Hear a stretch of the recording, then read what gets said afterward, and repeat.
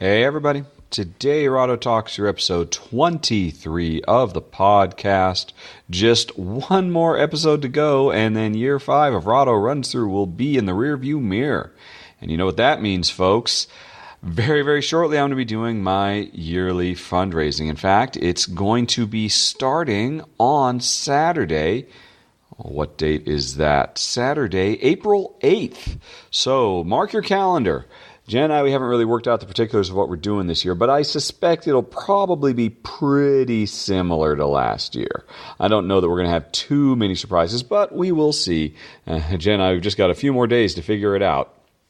But in the meantime, the podcast waits for no man. So I am here once again to tell you about some games of interest, to finally catch up on all those top 10s. I think I've got 4 I've got to revisit. And then, as always, to end with some Q&A. So hold on, everybody. We'll be right back.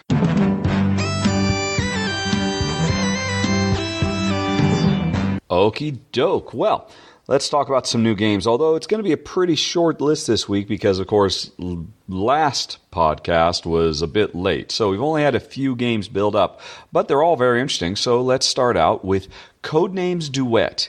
And I got to say, I am super, super duper stoked for this because, well, Basic Codenames is a phenomenal game, and the thing that we really love about it is while it's kind of a party-ish sort of game, it also works really great as a 2-player cooperative game, just Basic Codenames. And what they've done is, Vlad Chvátil and CG Games, they've gone back and they have turned the entirety of Codenames into a cooperative experience. And the way this works, in regular Codenames, one player is the spy master, is the one who gives out the clues, and all other players are working together, on the team to try to figure out what the clues mean. And basically, there's 2 teams: one clue giver giving to one team, and the other clue giver giving to the rest of the other team. And it's a competition to see who can figure out all the clues quickest. That's cool. There's nothing wrong with that. But what Duet does is it turns the whole thing on its heel. Now, there's only one team, and what happens is, well, no, actually, that's not entirely true. There are 2 teams. Each team is both a clue giver and a clue receiver. Because what happens is you get the grid of cards laid out like normal Codenames, and one team can see what, which card is the assassin, which cards are the spies that are supposed to be targeted. The other team also gets a target card that lets them know where the assassin and all the targets are. And then both teams are working together to both give clues and get clues, because both teams have to find enough secret agents. And then the thing that's really, really cool is, this would be something that works as a 2-player game or pretty much at any player count. But since the whole thing is co-op right from the get-go, I'm super duper stoked for this. I mean, like I said, don't get me wrong. Codenames is already a great cooperative experience when you play with 2 or 3 players. But now, building it from the ground up to be cooperative, I cannot wait. I'm super duper stoked for Codenames Duet. Then we've got Flip Ships, which is one of several games that Renegade Games is bringing out this year. This is from Kane Klenko. And this is, I've already talked about Kane Klenko's other real-time game that he's going to be doing with Renegade in a previous podcast.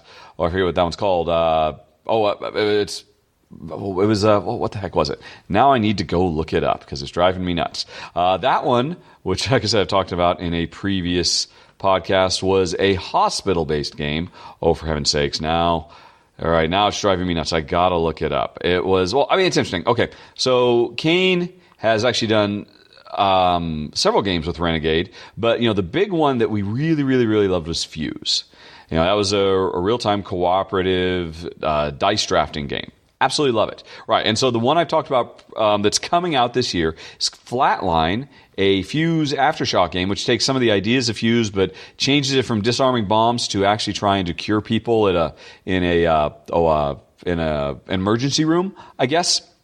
So that was already cool. I was already excited about that. I already mentioned that before. But now there's another game that Kane is doing with Renegade Games, Flip Ships. Now this one's not real time, but it is a cooperative dexterity game where I guess there's a field of enemy ships that are trying to blow all of us up.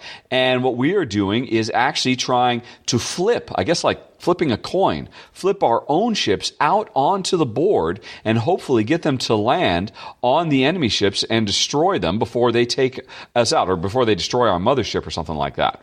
I don't know. It could be cool. I have to admit, I'd be moderately interested in this game if it wasn't for the fact that this is Kane Klenko working once again with Renegade Games, because that has been producing nothing but pure high adrenaline awesome. So I have very, very high hopes for Flip Ships, which kind of sounds almost like a classic 80s arcade game turned into cardboard form. But yeah, I mean, Jen and I, we've definitely enjoyed dexterity games in the past, like Rampage or Catacombs, and it seems like these are predominantly dexterity games are always competitive ones, so a cooperative one is super duper cool. So I'm looking forward to Flip Ships.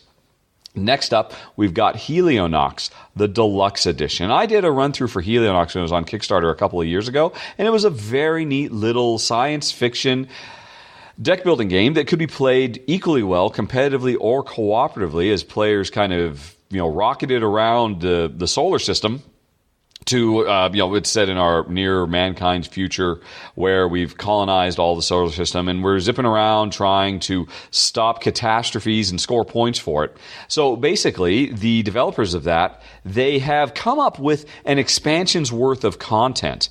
But, and I believe you can actually buy just the expansion, or you can buy Helionox the Deluxe Edition, which repackages the base game plus the expansion. I think you've got two different ways you can go. All I know is Helionox was a wonderful game, Jen. I definitely enjoyed it. And really, if there was any complaints I would have had about it was very, very common for deck builders. You want more. You want more cards, more stuff to build your decks with. So more is good. And my only worry about this is I'm looking at a picture of it right now. The Deluxe Edition looks like it's going to go into a big box. And I have to admit, one of the things I love about Helionox is it was a little tiny box.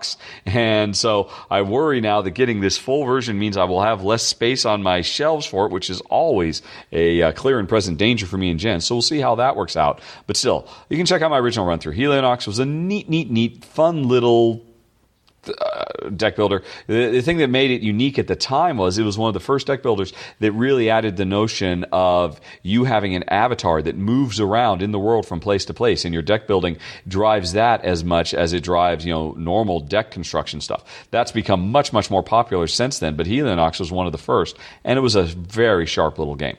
So, Helionox Deluxe Edition, looking forward to it. I think it goes on Kickstarter next month, and I think they're going to be sending me a prototype of it so I can do a run-through. Speaking of which, this week there's another deck builder that's going on Kickstarter, and actually I just finished filming the run-through for it earlier today.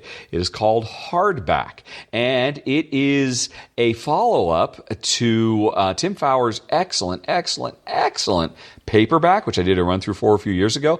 Paperback I love so much, it actually made my top 10 must-have desert island games, that if I could only ever have 10 games for the rest of my life, Paperback would have been one. I might have to revisit that because now I've played Hardback, which is officially a prequel, because Paperback was set, in modern day as you played a character trying to write the great paperback novel. This is a prequel set in Victorian era, trying to write an awesome hardback novel. Either way, it's still the same basic idea that it crosses deck builders with word games like Scrabble, where Paperback was kind of a Dominion meets Scrabble. This is more of a Star Realms meets Scrabble, in that there's a bigger focus on deck building in this game.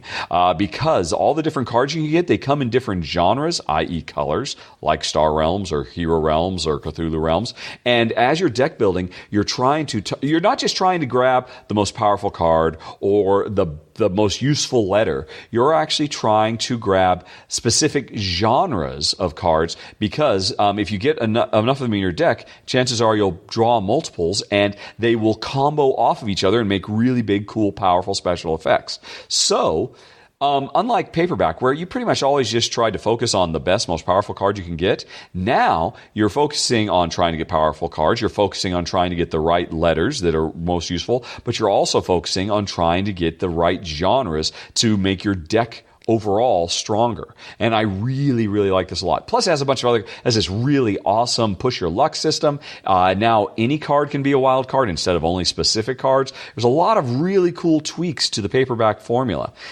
And, it's funny, when I was doing my run-through this morning, I had to try to answer the question that I suspect people are going to ask. Well, if I can only get one, which should I get? And at this point, I got to say, I still don't know. I think what it comes down to is hardback is probably the more interesting deck builder, and paperback is the more interesting word game, because paperback...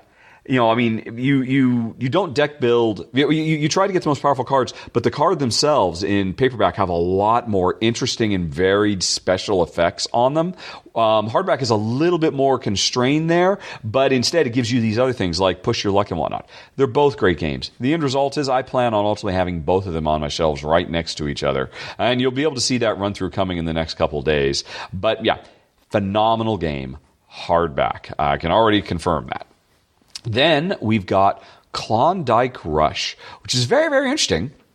This is Ryan Lockett's next big game. I've been dutifully trying to cover all of his big box games for the last few years now, and they've all just been stellar. Of course, Ryan is a designer / artist. He's a true Renaissance man. He's pretty much a one-man production artist design shop. And all his games, well, they look gorgeous because he's just an incredibly talented artist, but they always have very cool, interesting new twists to the gameplay genre that he's working with, whether it was Above and Below or Islebound or Near and Far. And so Klondike Rush is his latest. Now, I don't know if this one is going to be set in the same Lockett-verse, this kind of fantasy universe he's been creating. I suspect it is, though, because the description on BoardGameGeek says that it is, it's a stock market bidding simulation crossed with a high fantasy minor simulation. So, I don't know, I'm kind of reminded of, what was it called?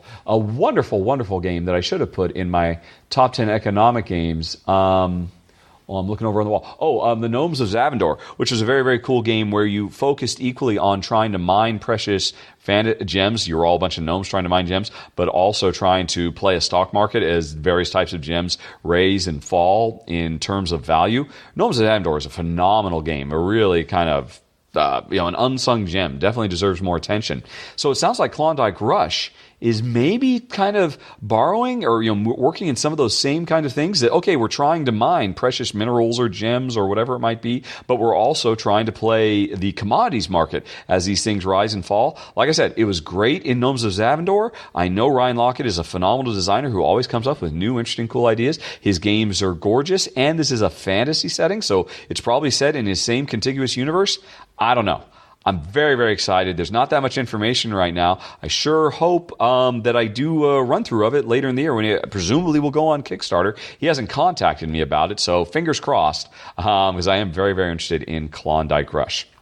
Then we've got Kitchen Rush. Now, this is a very big surprise to me because it is from the designer of Anachrony, which, if you saw my run-through for it last year, was a super-duper monster-heavy economic Euro worker placement game that was set in a post-apocalypse future that mixed a lot of really cool ideas like, customized worker placement, time travel, a bunch of really neat stuff. But it was an incredibly deep, heavy game. One of the heaviest games I've played in years. So anyway, the designer of that is now back with a new game, and this is a cooperative real-time kitchen simulation where we are trying to fulfill orders as fast as possible and keep everybody happy and fed. Which, gosh, that's like just a total about face from Dave Turchy, who's actually, I know him in real life. He's a really, really great guy, really smart. And like I said, I know he himself tends towards big, deep, heavy games. That's the time, I've played games with him. He's a crazy Vulcan. Basically, his mind is just, it's working on another level. It's crazy scary how smart he is when it comes to game strategy and whatnot. So a guy like that making a real-time cooperative game, Well, that sounds really, really interesting because what I expect is this might be a little bit deeper, a little bit heavier than your average real-time co-op games, because most real-time co-op games are super duper light. It's kind of part of the design, whether you're talking about like, Escape Curse of the Temple or, various other games, because or Fuse, which I mentioned a little bit ago, they're light, simple games where the challenge of the game doesn't come from the depth of the simulation, but, the time restrictions. And you just, when you have that pressure, you don't have time to think about deep, heavy stuff. But that's what Dave does. So I'm really, really interested in checking out Kitchen Rush. I'm really curious to see how it works out. Then we've got Pursuit of Happiness Community, which is the first expansion for the wonderful Pursuit of Happiness, which, full disclosure again, like last game, Dave Turchi, he's a friend of mine. I should also do full disclosure. Pursuit of Happiness was also from a designer friend of mine, Dave Chirkop, but it was an excellent worker placement game of life game where you used worker placement to try to live the most well-rounded and solid, wonderful life possible. All the way from childhood to old age, using worker placement where your workers are time. The more time you spend focusing on your career, or your personal relationships, or your hobbies or whatnot, gave you a whole bunch of different paths to victory. And now the first expansion for this wonderful game is coming out, which introduces the idea of communities. Now you've got this whole other thing you need to focus on besides your own personal growth. Now there's your growth within the community, the relationships you build. There's a bit of that with family building in Pursuit of Happiness, but now it goes beyond that in Pursuit of Happiness Community. It's going to go on Kickstarter, or maybe it already is. I don't think it's interesting. I asked Artipia Games, and apparently, they're just going to go on Kickstarter. I'm not doing a run through for it. They're just going to send me a copy when it, comes out in retail. So I'm looking forward to it either way because Pursuit of Happiness was a lovely little game, and it was clearly the basis for. There was a lot of opportunity to build on the core skeleton. So anyway, that was Pursuit of Happiness Community. Next up, we've got the Palace of Mad King Ludwig, which is very, very cool. I mean, the Castles of Mad King Ludwig, it was a phenomenal, super popular monster hit for Bezier Games and designer Ted Alspach. And Jen, I really liked it a lot too. In fact, I mean, it was Jen's favorite of kind of a trilogy of games where you had Suburbia, Subdivision, and Castles of Mad King Ludwig. I mean, I thought it was really great too, but in all honesty, as a two-player game, Castles, I think had a few balance issues that kind of really rubbed me the wrong way. Even though the core tile laying castle building was really, really neat. But what's interesting now is in Castles, everybody was building their own private, crazy madcap castle and trying to make it the best you could. Now, in the Palace of Mad King Ludwig, everybody is working together on one contiguous palace. And I don't even know what that's going to do, but it's a very, very cool idea.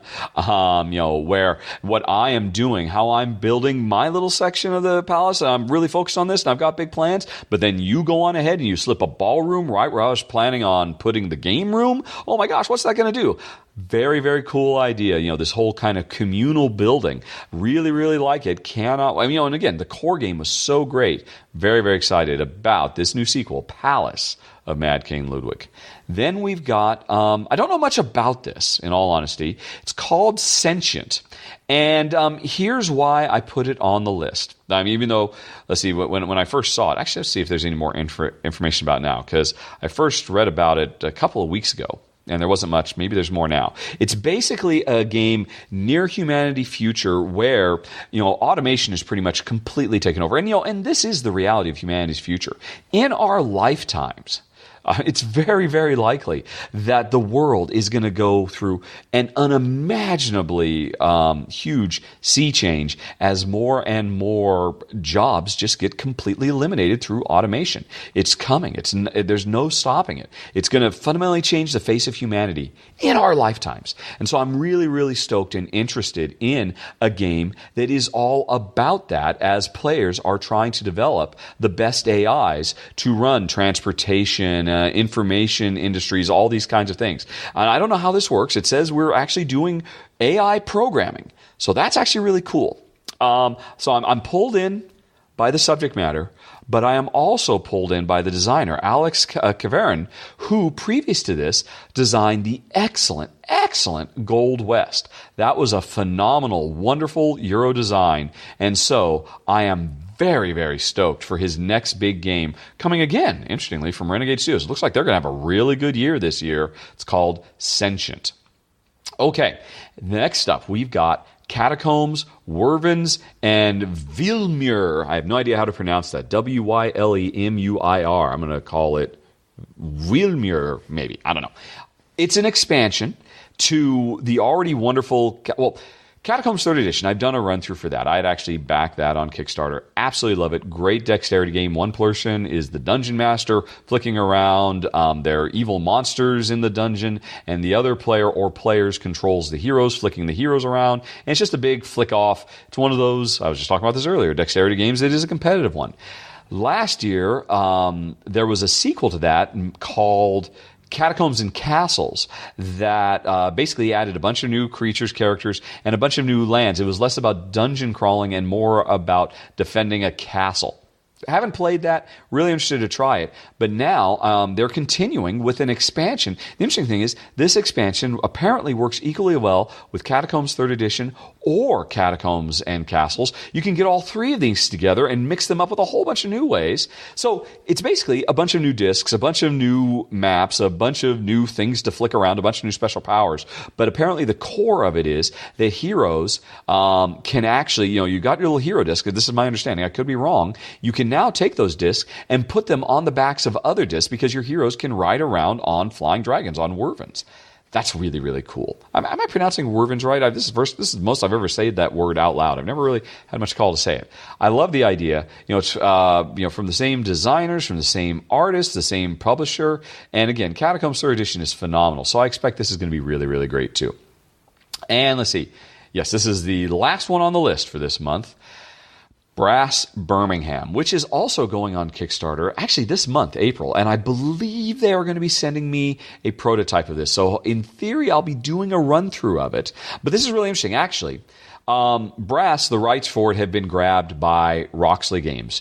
I guess there was a lot of contention about who had the rights to publish new or reprint Brass and whatnot. And I guess all the legal wrangling is finally over, and at long last, Martin Wallace is now working with Roxley Games, and they're already planning. And I might have already talked about this in a previous one. I guess there's just two entries here. There is Brass Lancaster, which is basically a new edition of Brass with completely redone art and a lot of tweaks, little tweaks, like getting rid of that weird connector that's over on the East Coast that makes no sense, and streamlining some stuff, tweaking and balancing, and this is all driven by Martin Wallace, but it's taking Brass and giving it a new fresh coat of paint and a bunch of tweaks, which I'm sure will come as the result of the fact that Brass has now been played for years. I mean, there are people who've played it hundreds of times. The founder and head of Roxley Games is the biggest Brass fan in the world. So, and Martin Wallace is getting his chance to go back and tweak and improve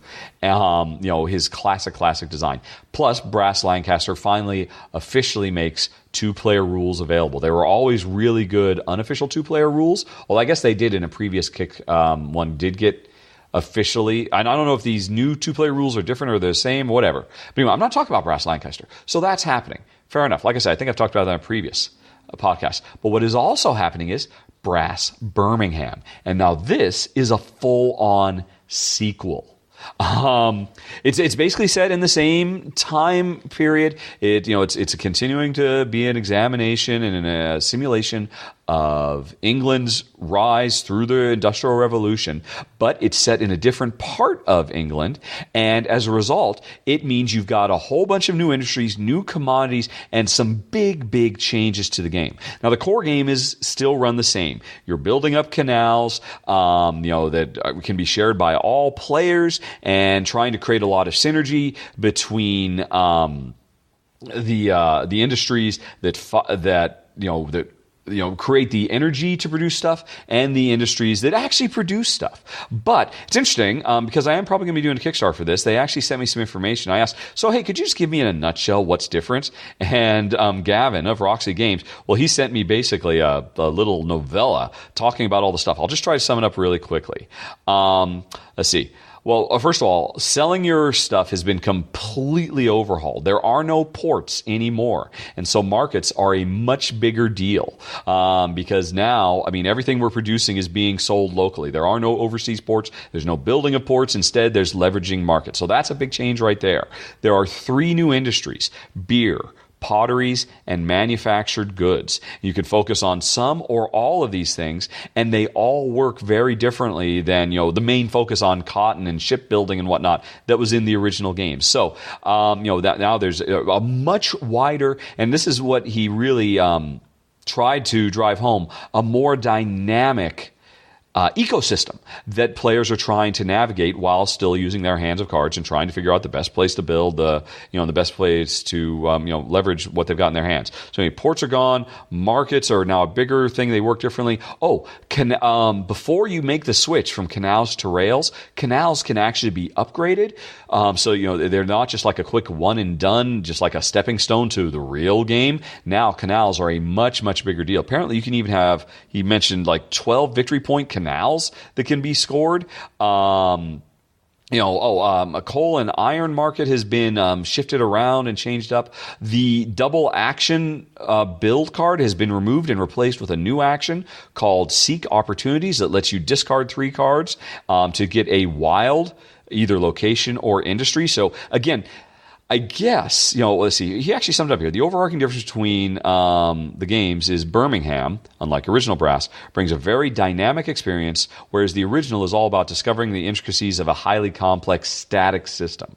I got to say, that's very, very cool. Jen and I very, very much like Brass. I have to admit, I was never really that keen on the fact that the first act of the game was almost kind of like a long extended setup before you got to the real game, which is the second half once the rails come in. Sounds like now there's a much stronger focus, a more interesting. He actually referred to this several times in his email to me. There's a more interesting and dynamic story that evolves over the course of the game.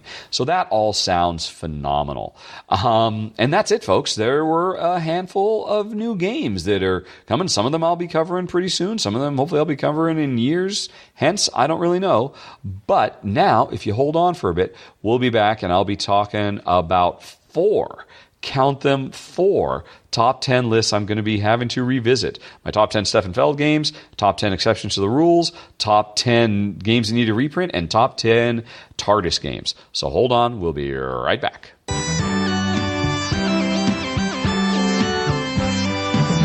Okie dokie, everybody. So let's start talking top 10 topics. And man, 4 of them to go through. Let's see. Let's do Feld first, because he's probably the simplest one. Because, okay, I mentioned my top 10 faves. Now all I got to do is rank the rest of them. So let's do it. Actually, let's see how many. I've got the rest in order, but I didn't actually give numbers. So there's 11, 12, 13, 14, 15, 16, 17, 18, 20, 21, 22. Okay, there are 22 Feld designs out there, depending on how you want to count them. And let's count them down. Starting at number 22. That would be Speicherstadt / Jorvik, which got the reprint last year with Jorvik. And now, it's so important to remember, this is not a countdown ranking of the actual objective quality of the design of these games, because Speicherstadt / Jorvik is a brilliant, brilliant design. This is just, as always, a reflection of my personal preferences. And while I can recognize Speicherstadt is brilliant, it's also, I think, Stefan Feld's meanest, most cutthroat game he has ever done. And it's for that simple reason that it ends up at the bottom of my list, as opposed to much, much higher. Because, just again, based on design quality, it deserves to be higher. But anyway, so that's number 22. Then we got number 21, Name of the Rose, which is actually a pretty cool game. Jen and I enjoyed it quite a bit. The problem with it is it's a terrible 2-player game. absolutely abysmal. Probably shouldn't even be listed as officially supporting 2. Actually, I wonder, does it support 2 officially? I think it does, and it just doesn't work. But I can see that this game would rank quite a bit higher if I had the opportunity to play it with more players, because it's really out of the norm for him. I mean, with all this kind of hidden deduction type stuff that's going on, never mind the fact that it's obvious, it's a licensed tie-in to a book/movie. I mean, there's a lot of interesting stuff about it, and we liked it. But yeah, as a 2-player game, it just doesn't rate. So that's why it's so low at number 21. Then we got number 20, which is probably the most asked about game. I mean, people kept saying, where is Bora Bora? Bora Bora is at number 20. And again, this is not a reflection of the quality of the game. It's a brilliant game. I totally understand why it's in so many people's top 10. It just rates so low here because it is another game of his that is incredibly, in my experience, in my opinion, very, very cutthroat. And yeah, I mean, it's for that reason and that reason alone that it comes in so low. It's a shame because, it's one of his big box point salad games. I love everything about it except for the fact that the game makes it so easy for me as a player to go out of my way. Hey, yeah. Okay, it's a worker placement game, right? And of course, worker placement games, there's always an element of, I could go over here or I could go over here and get, something maybe I didn't want as much, but I'll go there because I know it blocks you. The interesting thing about this game is when you're rolling your dice and you put them down, I could go over there and I could use a die value that wouldn't hurt you, that wouldn't get in your way so that you can get what you need, but I'm not going to do that. I'm going to go over there with the die that destroys you. A game that goes above and beyond where you can... It's not for spite. I mean, it's just smart strategic play. But every time I would have to do that to Jen's, sorry, honey pie, I know you need to go there, but I'm going to come here with this die that pretty much guarantees you can't go. Yes, I know I could use this other die, but I'm using this die because I want to win. That game made us have to apologize to each other so much while we were playing. There's no way it was ever going to rank very high. Again, not that it isn't a brilliant game, but it's just too mean-spirited. So that's why it's number 20. Then we got number 19, It Happens, which is a lovely game. If we had kids, man, that would have been a total keeper for us. But it's a game for kids. So it is a sweet, charming, fun little game, but it just wasn't for us. And then, so that's number 19. Number 18, Rum and Pirates.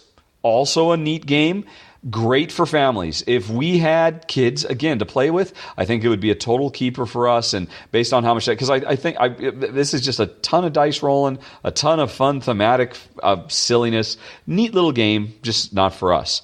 Let's see, so that's 2019, 18. That was number 17, right? So that puts us at number 16, 15, 14, 13, 12, 11, 10. Really should have written these down. Yeah, number 16, again, same issue. Dribble Fever or Spiel mit Lukas, Dribble Fever. Really smart game. And interestingly, if you play with the advanced variant, this goes beyond a kid's game. It's a soccer simulation. If you play the basic game, it's great for playing with kids. You play the advanced, it's an interesting, deep duel. But neither Jen nor I have any interest in sports whatsoever. So it was a total turnoff for us. But I was really surprised by how clever the design was. Number 16. Then on to number 15, Roma and Roma 2 Arena. This is a great game. Actually, we kept it for quite a while. But in the end, didn't keep it. It rates at this level because it is a very in-your-face... It's a duel game. Players are facing off on opposite sides of a battle line, doing their best to destroy each other's units. And while it's done really well, it's just not the kind of thing we go for, so it just rates a little bit lower. Then number 14, which I think is a surprise for a lot of people. 12, 11. Oh, I am a little bit off here. Shoot, let me just number these. 11, 12, 13, 14, 15. I'm sorry, that was number 16 was Roma and its sequel, Roma 2 Arena. Neat game, but just a bit too in your face. Jen and I, we'd rather live and let live than fight each other to the death. Then we go on to number 15, Oracle of Delphi, which was a very, very popular game. A lot of people love it. This is the game that a lot of people... Yeah, this is a Stefan Feld game for people who don't like Stefan Feld games. And I totally get that. I talked about our issues with it when I did the run-through. And I have to admit, when I did the run-through, I did mention that there were potential steps that we could take. There's some variants that come with the rules that might have tightened the board up and made it a little bit more interesting, because our really only problem with it was just so lax and so easygoing. We were never under any really hardcore hardcore pressure. I mean, the game was just being too easy on us. You compare this with his other games where you have to really struggle to achieve. In Oracle of Delphi, it's just an embarrassment of riches. No matter what those dice do, you're just drowning in goodness, and it was just too easy going on us. And I had meant to actually try the variant that would tighten the board up and maybe put more pressure on us, but I never got around to it, and I don't have the game anymore. It's kind of heartbreaking and all that. But anyway, that's number 15. Then number 14. After Bora Bora, this was probably the second most shouted about game. Where? Why could you not put in your top 10 Bruges? And Jen, who's sitting at the couch right now, she just sat down. She's staring at me wide-eyed, saying the same thing with her eyes. Because Bruges would be in her top 10. It'd be in her top 5. It might even be in her top 2 or 3. Honestly, I bet you Jen's top 3 is going to be Amerigo, and then Bruges and Trajan, or Trajan and Bruges. Those are going to be like her top 3. Not quite sure of the order. But that's because she does not care about the fact that, in my opinion, for my taste, Bruges just has way too much luck of the draw. The outcome of that game, no matter how smart you play, no matter how hard you work it, can just come down to who gets luckier and draws the right cards. And, that kind of stuff exists in a lot of games, but I expect better from Feld. And I was really, really surprised by that. And it's a good game. Don't get me wrong. I very much enjoy playing it, but it just ranks lower for me for that reason. And what was amazing was the expansion made it even worse. I would have hoped that would have actually kind of smoothed things out and made and downplay the random swings of luck, but it didn't. Now a lot of people might disagree, but yeah. The more I play it, the more I find that to be the case. I have to admit, when I originally did my run-through, I kind of recognized that was an issue, but I was pretty confident that wasn't the case. I even mentioned this in my run-through. Don't worry, but it is. It is. It really, really is. And that's why it ranks at number 14, which is still very respectable, but just didn't make my top 10 for that reason, even though Jen loves it so much. Alrighty, then we go to number 13, Pillars of the Earth Builder's Duel, which I have to admit, I actually like quite a bit. This would easily make my top 10 if it wasn't for the fact that there are so many I'm going to steal from you cards. They just have no place here. I just wish they weren't there, because the lion's share of the game is very much a live and let live. Hey, I'm going to build my stuff, you build your stuff, whoever builds best wins. With this central conceit of, gosh, almost for lack of a better term, tic-tac-toe. He took tic-tac-toe and turned it into the centerpiece of this really brilliant Euro resource management victory point conversion game. It's so smart. I like it so much. Oh, and then the other thing he did was coin flipping. Tic-tac-toe and coin flipping. You wouldn't expect those to be the cornerstone pillars of a really smart strategic game, but they are, and they work brilliantly. If it wasn't for all the take that screwage cards that were in there, this would have made my top 10 easy peasy. But it didn't, so it's number 13, Pillars of the Earth Builder's Duel. Then number 12, we have Strasbourg. This has the potential to make it into my top 10 because I rate it really high. We really like it. It is his ultimate auction game. I forget, it's a game where you ultimately, by the time you're done, you participated in 50 unique auctions or something crazy like that. Problem is, it doesn't support 2 players. We tried it as a 2-player with some, fan-suggested variants, and we didn't think it worked. So you really need more players. So that's why it couldn't crack the top 10. And then number 11, this was the other. People asked about, hey, where's Bora Bora? Hey, where's Bruges? And hey, where is Year of the Dragon? It's my number 11! It just and man, I got to tell you, I stressed on this so hard, just going back and forth, because Year of the Dragon is brilliant. It is easily one of his best designs ever. And the thing that keeps it from being higher, it's not the game, it's me. I love the game. I love how harsh and punishing it is, but sometimes, man, that game just works you over. It just beats you up so hard that it can be a little demoralizing. And to be honest, most of the time that's not a problem, but I've just had, like I said, it deserves to be in the top 10. It deserves to be in the top 5, but I've just had enough times where, oh, yeah, ouch, ooh.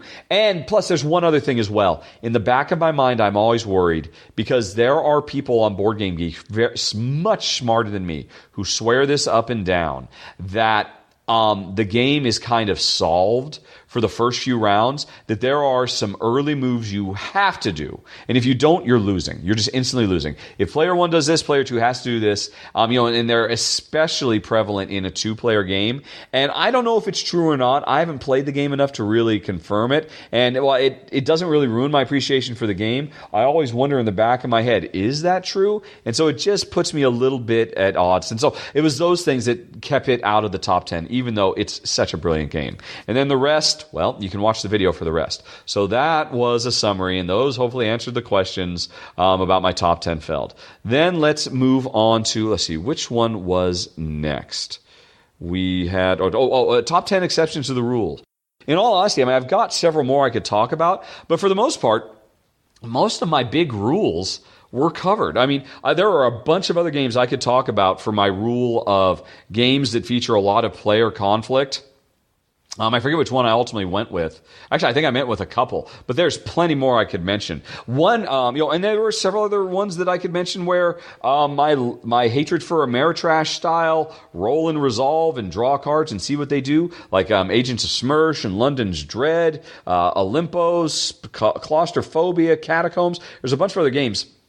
One big rule I didn't talk about, I don't think I talked about this one, that I could have mentioned, was games where they're designed to have you control only one character, but when you play as a 2-player game, you have to control multiples. That's a big no-no rule for me. And I thought about mentioning Star Trek Expedition, but I didn't, because Star Trek Expedition doesn't break that rule. It's a great game to play where as a 2-player game you only have to control one character. But it's interesting, I do find myself enjoying that game, even though when I play it, and I sometimes play it solo, I choose to control all 4 characters. So that was an interesting rule breaker too. But for the most part, there wasn't really that much feedback. There weren't a lot more things for me to add on the rule breakers. Like I said, most of the feedback I got was, Rahdo, you're a terrible person and you need to stop doing run-throughs, which was fun.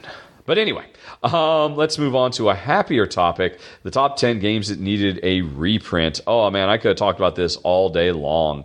I was happy to see that most people were pleased that I didn't go for the obvious thing, because I got to say, when I started out just saying, hey, look, games that have to be reprinted, man, I was surprised, probably 70% of my top 50 need to be reprinted.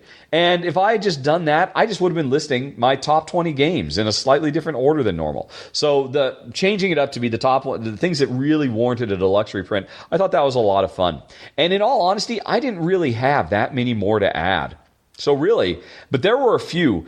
Well, see, actually, one I almost put on was Lords of Waterdeep, and that's only because I think it's so sad that so many people out there don't have access to the cool little hero meeples that if you watch my run through. No, actually, I did a run through for these. It's like an extra. A third-party add-on you can buy that turns the little cubes that represent your warriors and your clerics and your wizards and your thieves into cool little meeples that are the same size as a cube. I would love to see a reprint of that works those into officially, because it is, Lords of Waterdeep is such a wonderful, rich, thematic experience, and it's so sad that so many people don't recognize and appreciate that because they're using cubes instead of little characters. So that almost made the list. It came really close. But in all honesty, the thing is, this was a tough list for me to do anyway, because I tend to like games as they are. I don't really tend to think of, man, this game could be so much better. But there were 2 games that got mentioned over and over and over again. And they both have the same kind of thing. Glenmore and Castles of Burgundy, especially Castles of Burgundy. 20 or so people, more responses than any other response to any other top 10 I ever have seen, was the number of people saying Castles of Burgundy deserves a deluxe reprint. And I'll be honest, I thought about putting it on the list. I seriously considered it, but I couldn't, because I personally am 100% happy with my Castles of Burgundy. I know so many people are bothered by the tiles that are kind of on the thin side, and even more so by the player mats that are thick paper instead of actual cardboard. But I'll be honest, I like thick player mats more than I like thick cardboard mats, because thick cardboard player mats tend to warp. And whereas, not paper, but it's somewhere between cardboard and paper. This like thick construction paper, like what Castles and Burgundy uses. They're kind of like laminated paper, something like. I'm not quite sure what they are. I don't know what you call it because I'm not a professional printer. But I tend to prefer those because those don't warp. They lie nice and flat. I don't understand why so many people hate them. I think they're the best. I wish more games would use those. Like I think Bora does them too, and people hate it there too. I love those more, and I'm not bothered at all by the thin tile chits and honestly, I think Castles of Burgundy, the art of Castles of Burgundy is beautiful. It's bucolic, it's warm, it's sweet, it's inviting. About the only genuine complaint about the components of Castle of Burgundy I can even remotely think of, and it's true, I'll give it that the green tiles and the yellow tiles, what is it, the science and the... I forget. There's two colors of tiles that look a little bit too close just because their colors are a little bit the same. But in all actuality, when we actually play the game, it's never a problem. It's only a problem if you play in like dim lighting. And we never play games in dim lighting, so I'm not bothered by that. So while I had personally thought about putting it on the list, I didn't because I genuinely don't think a deluxe reprint of that game would increase my appreciation and enjoyment of the game at all. And I know there's probably people out there who think I'm absolutely insane. But I just don't see it, so I couldn't put it on the list. And to a lesser extent, the same thing's true for Glenmore. And I know, actually, Glenmore is getting a deluxe reprint, so hey, that's great. But I'm totally happy. Actually, that's not true. the other problem with Glenmore is, the thing that bugs me is, the English version had the offset English on the tiles. That is kind of obnoxious. But I would like to have an English version of Glenmore, but I don't want to have the offset, ugly-looking tiles, that just because of the printing error. So, that almost makes the list. In the same way that I kind of want an English version of Kashgar instead of my homebrew version. But actually, yeah, like I said, there was very little else that came up with people who wanted deluxe reprints. And people, for the most part, seemed pretty happy with that. And I didn't really have very many more. Although it's funny, one person pointed out that I really missed a trick. In talking about a deluxe reprint of Dungeon Pets, I mostly just focused on, the cool toy factor of the pets. And somebody pointed out, yeah, but what about replacing the brown wooden poo cubes with cool little sculpted poos? I'm like, fair point. I didn't think of that. That would have been pretty cute too, I have to admit. So, but I don't know. I'm happy with the brown cubes, to be honest. Let's see. Oh, and then the last one was the most recent one I did just last week, I think, maybe. Bigger on the inside games, the Tardis games. Let's see. What came up with that? Well, I mentioned in the run-through that, the Glenmore size box, too big to make my small box. So Spirium, Caelus Magna Carta, Glenmore, St. Petersburg, Isle of Skye. I think all 5 of those games would have instantly made the list if I was allowing that size box. Same thing for Glory to Rome. Several people asked about Glory to Rome. For me, it just didn't quite make the box cut. Although, I could have considered the original blister pack version of Glory to Rome because that was very, very tiny. But I don't have that. I've got the black box version, and it was physically just a limitation. If the box were like 15% smaller, it would have made the list. And so then other people said, hey, but what about Matainai? It's Glory to Rome-esque, and it's certainly small enough. And yeah, but you know what? Honestly, I'm just not as big a fan of Matainai. Matainai is fine, but it doesn't feel as big as Glory to Rome does. It feels small. It feels kind of weird, too, relatively. The interesting thing, Matainai is actually getting an expansion. And that expansion might be enough to put it over the top and put it on the top 10 Tardis games. It might. I don't know. Let's see. There were some other ones. Several people mentioned Akrotiri. I seriously considered Akrotiri. Akrotiri is like, hovering at 11. I almost, how I cheated and had a tie, a 2-place tie for 10. It was almost a 3-place tie. I almost put Akrotiri in there as well. But in the end, I didn't, and maybe I should have. But I just couldn't keep cheating. Anyway, so it is basically number 11. Some people mentioned, what about Ryan Lockett's smaller box games? I seriously considered 8-Minute Empire. Because it's surprising. That game does feel big.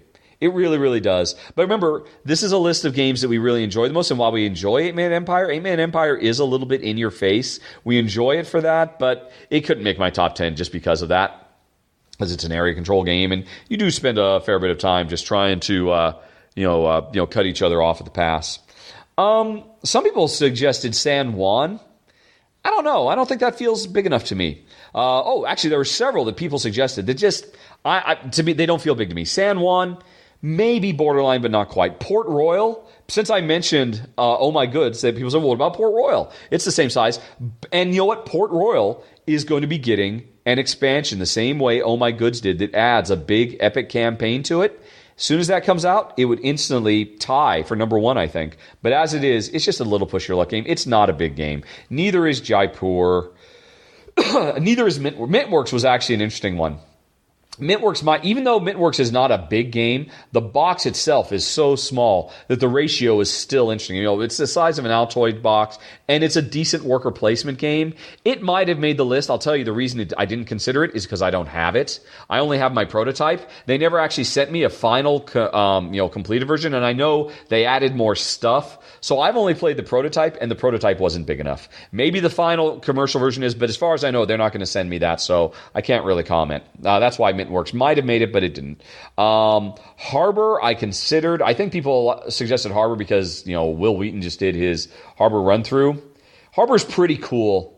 It was a contender. I thought about it, but ultimately just didn't quite make it. Some people mentioned the small box Phil Eklund games like Greenland and the like. Yes, of course. Those are totally insanely huge games inside the tiniest of boxes. But it's just a shame that they are the nastiest cutthroat games out there. Too mean for me and Jen. So yeah, that's why they didn't make the list.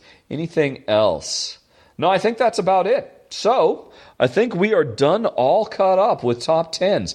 And it's looking like the voting right now is going for my next top 10, which I'll talk about next month. It's going to be top 10 elegant games, which, who knows? I haven't really given it much thought yet, but it might just turn out to be a top 10 Kramer and Kiesling games. We'll see. But anyway, folks, that's it. And now, you know what it's time for. Some questions and some answers. So Jen will be joining us. Hold on. We'll be right back.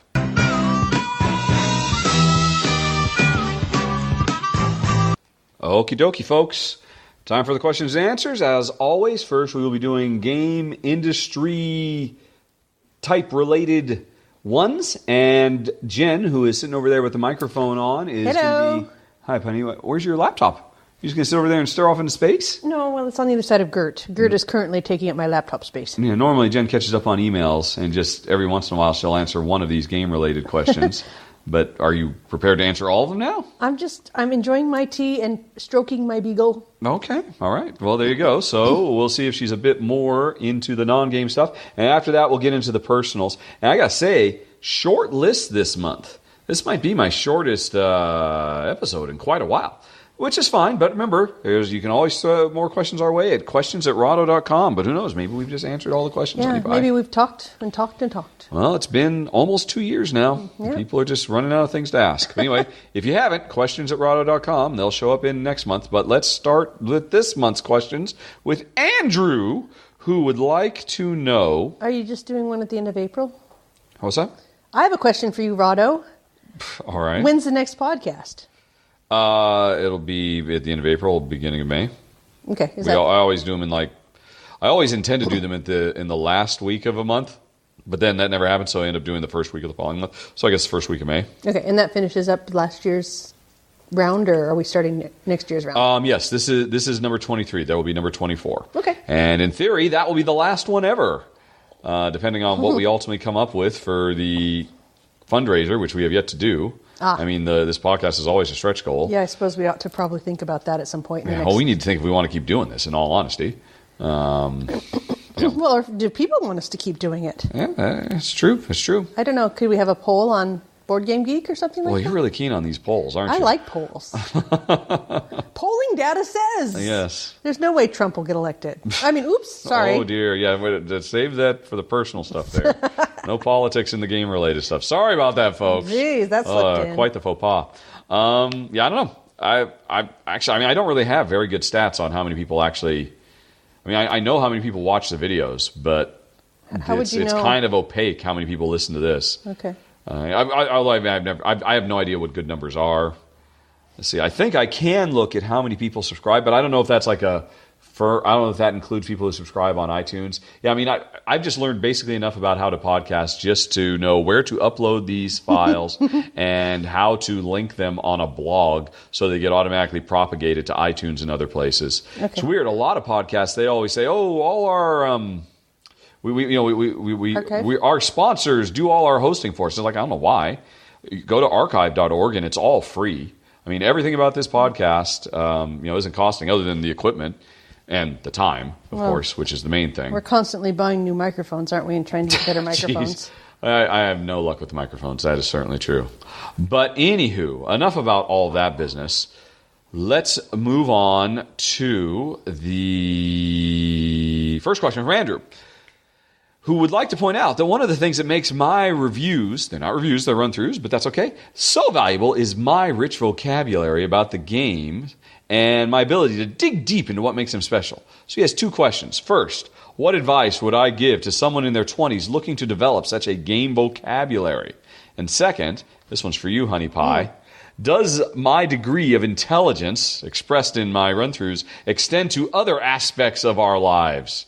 And if so, what aspects? So should I do my question first and then do yours? Actually, I was listening to you doing the upcoming games.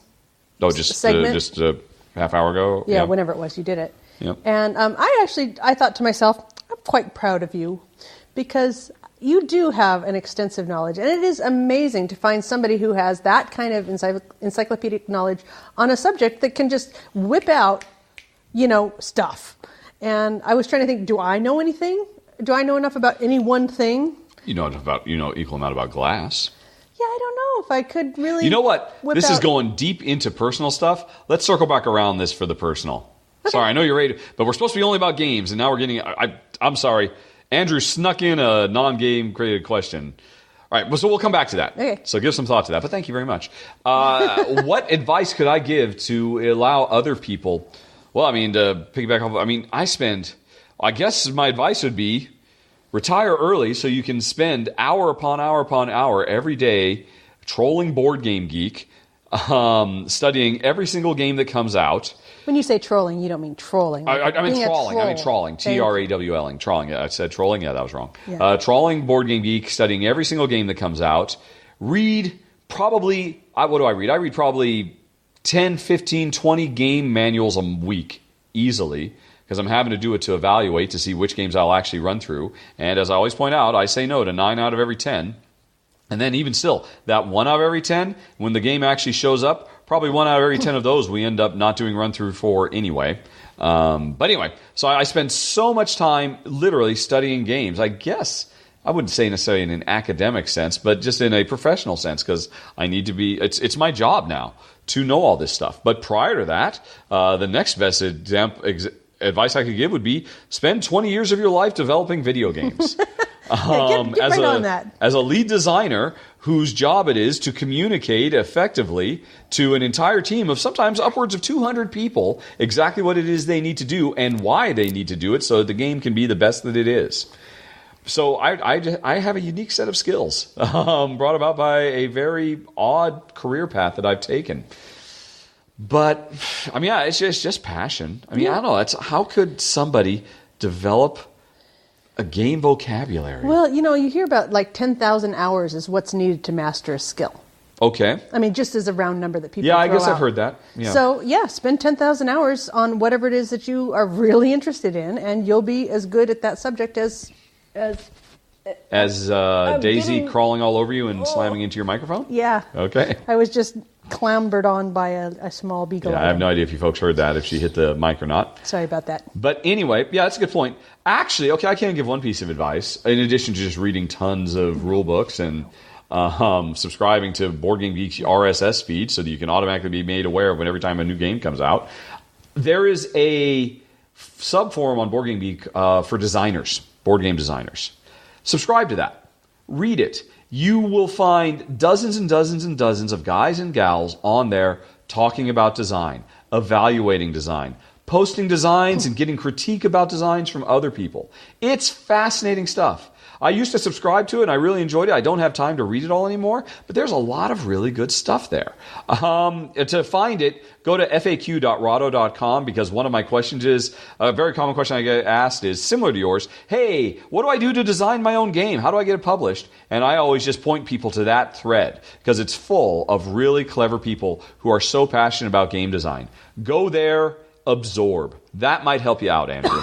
And we'll come back to your other question in the personal half. Okay, while Jen hacks up a lung. Sorry about that. Sorry. So now you're making me. I'm going to have to try and stifle this cough reflex that's coming up. I've got a Grab some cough water. coming on. Alrighty.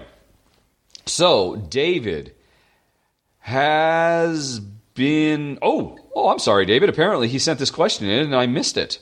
Oh, Paul, if that ever happens, folks, sorry. I have to admit, I'm pretty lackadaisical about this. People just send to questions@rahdo.com. I have a filter that just automatically dumps everything into a folder. So I'm sure David's email or heck, maybe it got hit by spam. I don't know. Sorry I missed it, David. But if I miss it, just try again the following month, because David had, and this time he's getting his answers. Let's see.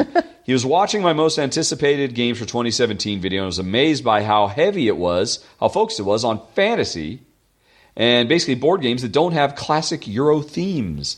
But in my top 10, in that top 10, he only counted 2 or maybe 3 that you consider traditional Euro themes. And it got him thinking, because he went back to my top 10 actual games at the end of 2016, and it was very, very heavy. The anticipated top 10 had 3 games that could be classified as Euros, but my actual end of the previous year had 6 or potentially 7 that you would classify as traditional Euros. And so he's wondering, am I hoping for Euro mechanisms in non-traditional Euro settings? I wonder if this is a quixotic quest. Perhaps the reality is traditional Euro themes just work better for Euro mechanisms. Actually, there's not a question in there. That's more of an observation, David. Perhaps that's why you didn't get a response, because you didn't put a question mark anywhere in there. All righty. But and he also wanted to thank me for saying Crusoe instead of Caruso. Apparently, some people say Robinson Crusoe. Who says Robinson Crusoe? It's Robinson Crusoe. I think it's Caruso. No, honey, it's not. It's Robinson Crusoe. Okay. I think there's an actor named David Caruso. But anyway, sorry.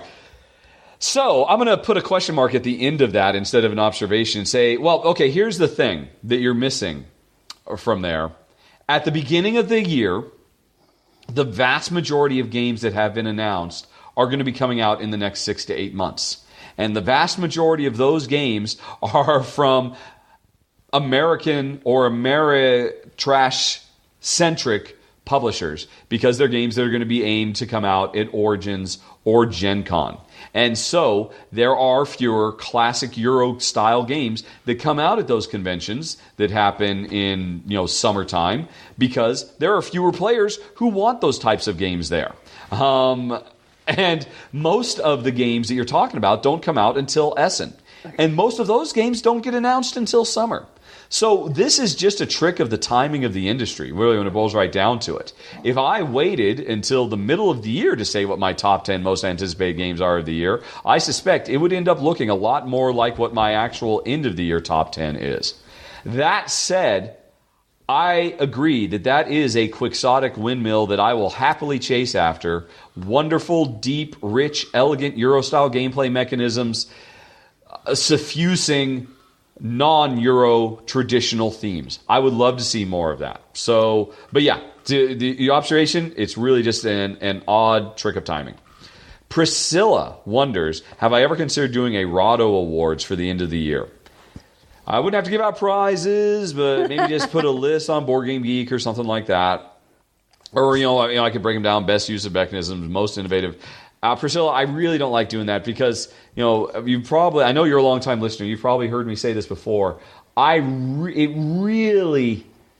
not keen on people using my own personal opinion on games as a qualifier for whether they should buy them. It's why I film the way I do. I spend so much time and effort making run-throughs so people can decide for themselves if it looks like fun. I mean, I regret ever doing Final Thoughts in the first place. I kind of regret ever picking up and doing top 10s because that's all very cult of personality. Well, what does Rahdo think? Who cares what Rahdo thinks? And, me actually doing Rahdo run-through awards would be the ultimate expression of that. So I'm just not keen on doing it. That's why I've always resisted doing it. I mean, I do the top 10s because I know people really love them. And I'll be honest, it's fun to do. But yeah, I'm just not willing to go that extra step and do the equivalent of the Dice Tower Awards, because I know if I did that, publishers would start slapping them on the boxes and all that, and it's like, no, don't pay attention to what I think doesn't matter. At the best, it's just an interesting little bit of trivia.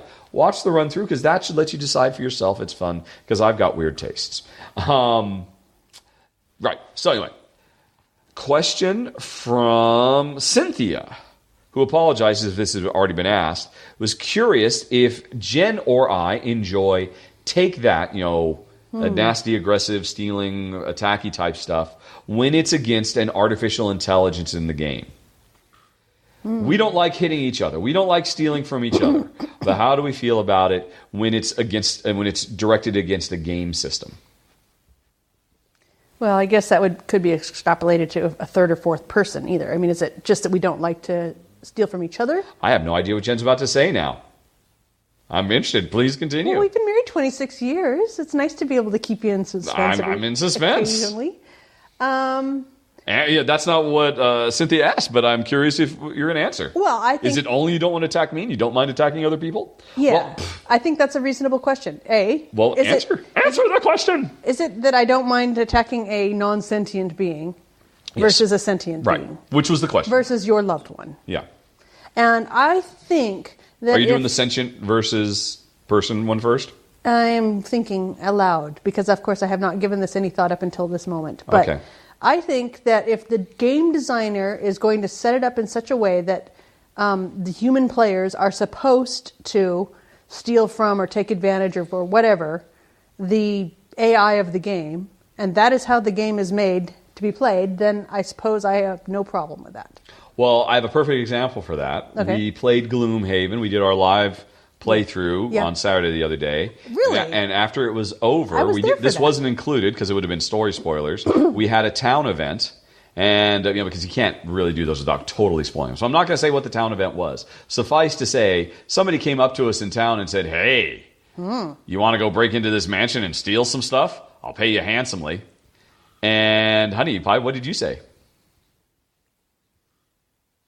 I believe I said, "My beloved, I know that you have a character thing where you need to do town events. So if you want to go do this putting thing." that aside, the reality is we said yes, we will do it because we thought that might lead to a town event, and I have a personal goal to do adventures in town. But if that hadn't been the case, if that had not been the case... Then we wouldn't have done it. You would not have done it. You would not have chosen hey, let's go ransack this guy's house and get some easy loot. Because that would be an example of applying take that to an AI or to a game character. You're saying you would have refused to do that on moral principles. Yeah, I guess I am. But then that's a moral principle. That's the question. That's the whole Fable thing. What kind of a character do you want to create for yourself, right? Mm-hmm. So I think. Well, don't forget, we are rapscallions in that game. Well, especially you rat person. Yes, I am literally a rat scallion. I don't know. No, I think I still want to be comfortable with my character and how I'm playing. Okay, so now, but that was a case where you were given a moral choice. Yeah. And you would always take the moral high ground. Here's a question for you, because this is the kind of stuff that we worked on when I was working on Fable 2. Yeah. And it was probably my favorite thing about the game. And I'm so thankful to Dean Carter for introducing it to me as a game design concept because it hadn't occurred to me before. But the brilliant thing about, or I shouldn't say the brilliant thing because I was the designer on it, but one of the things I'm most proud of in Fable 2 is that the game constantly puts you in moral dilemmas where you have to choose between doing the obviously good thing or the obviously bad thing. And here's the thing. The obviously good thing rarely gives you much. The obviously bad thing gives you a ton of goodies. Yeah. And so we were actively trying to tempt, because we knew from Fable 1 user research that most people are like Jen. Given the option, all things being equal, they will always do the good thing. Because as it happens, people are inherently good. Yay! Yay! And they will always do the good thing. So in Fable 2, we put that to the test and said, yeah, you can do the good thing, and you're going to get bubkiss. You'll get a thank you. Whereas you can do the evil thing, and you'll get this awesome super power sort of awesomeness. What will you do? And what did I do? Well, I mean, I'm curious. If in Gloomhaven, if the choice were crystal clear that, hey, you can break into the house and you'll get something really, really awesome, or you can not break into the house and you'll get nothing, what would you choose?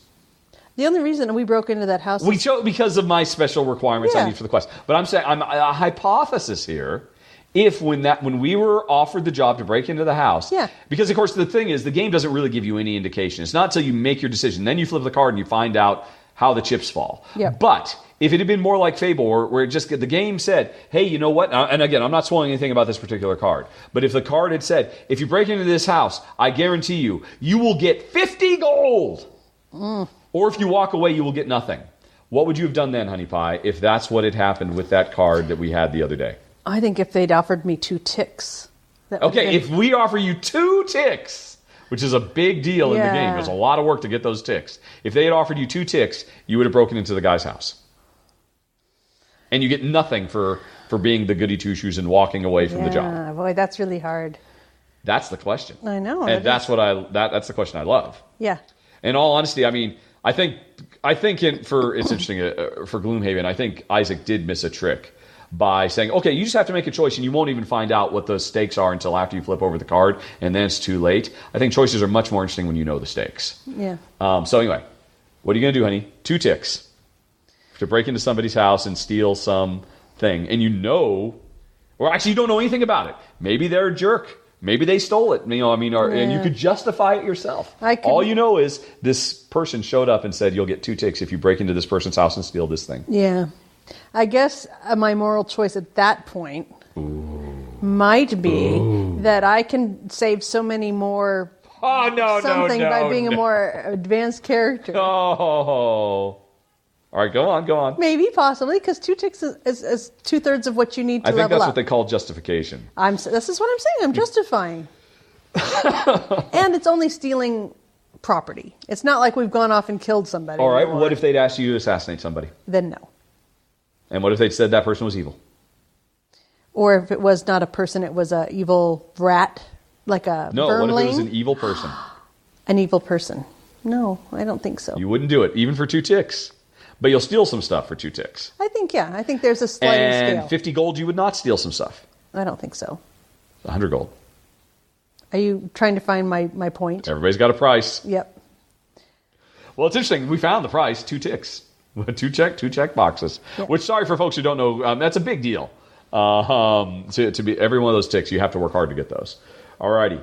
So, but anyway, that was still a little bit off. It's more. What's an example in a game? Let's see. Actually, I can't really think of it.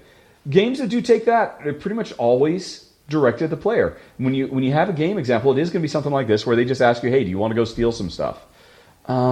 Where is there a game, a Euro-style game that gives you a sense of character and you can choose to work them over? I guess the equivalent in games is, given your druthers, would you choose to be a thief?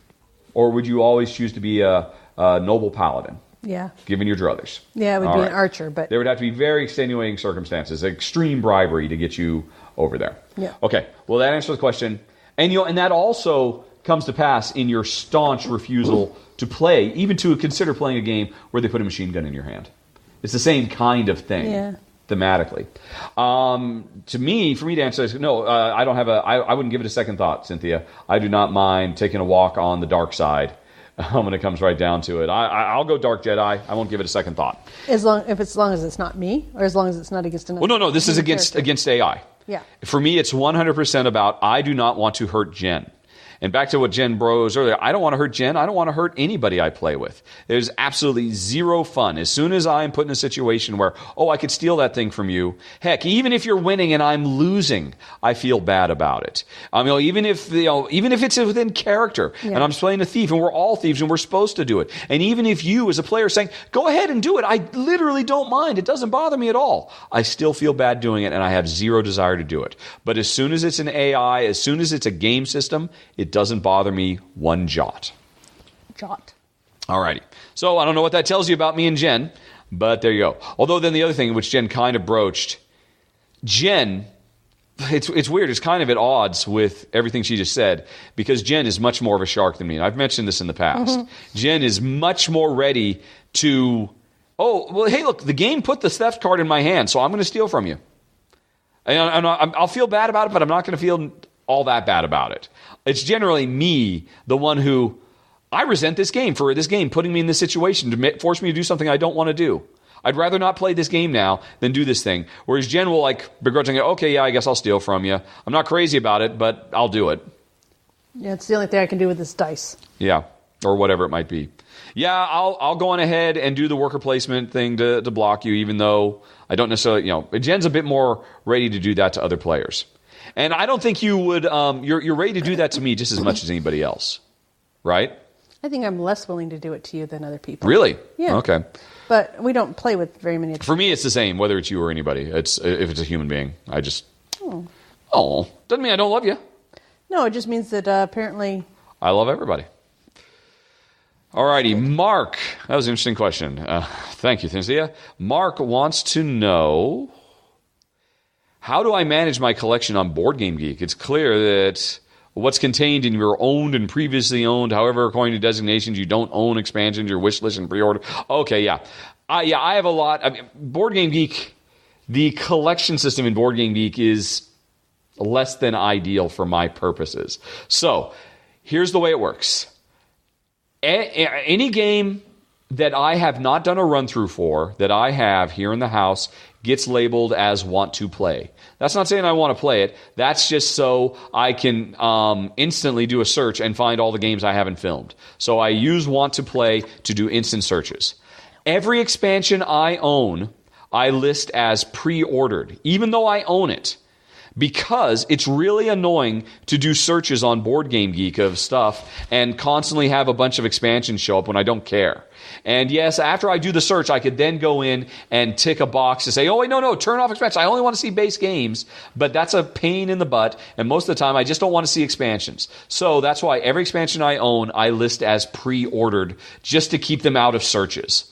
And let's see, what else? Oh, that's not entirely true.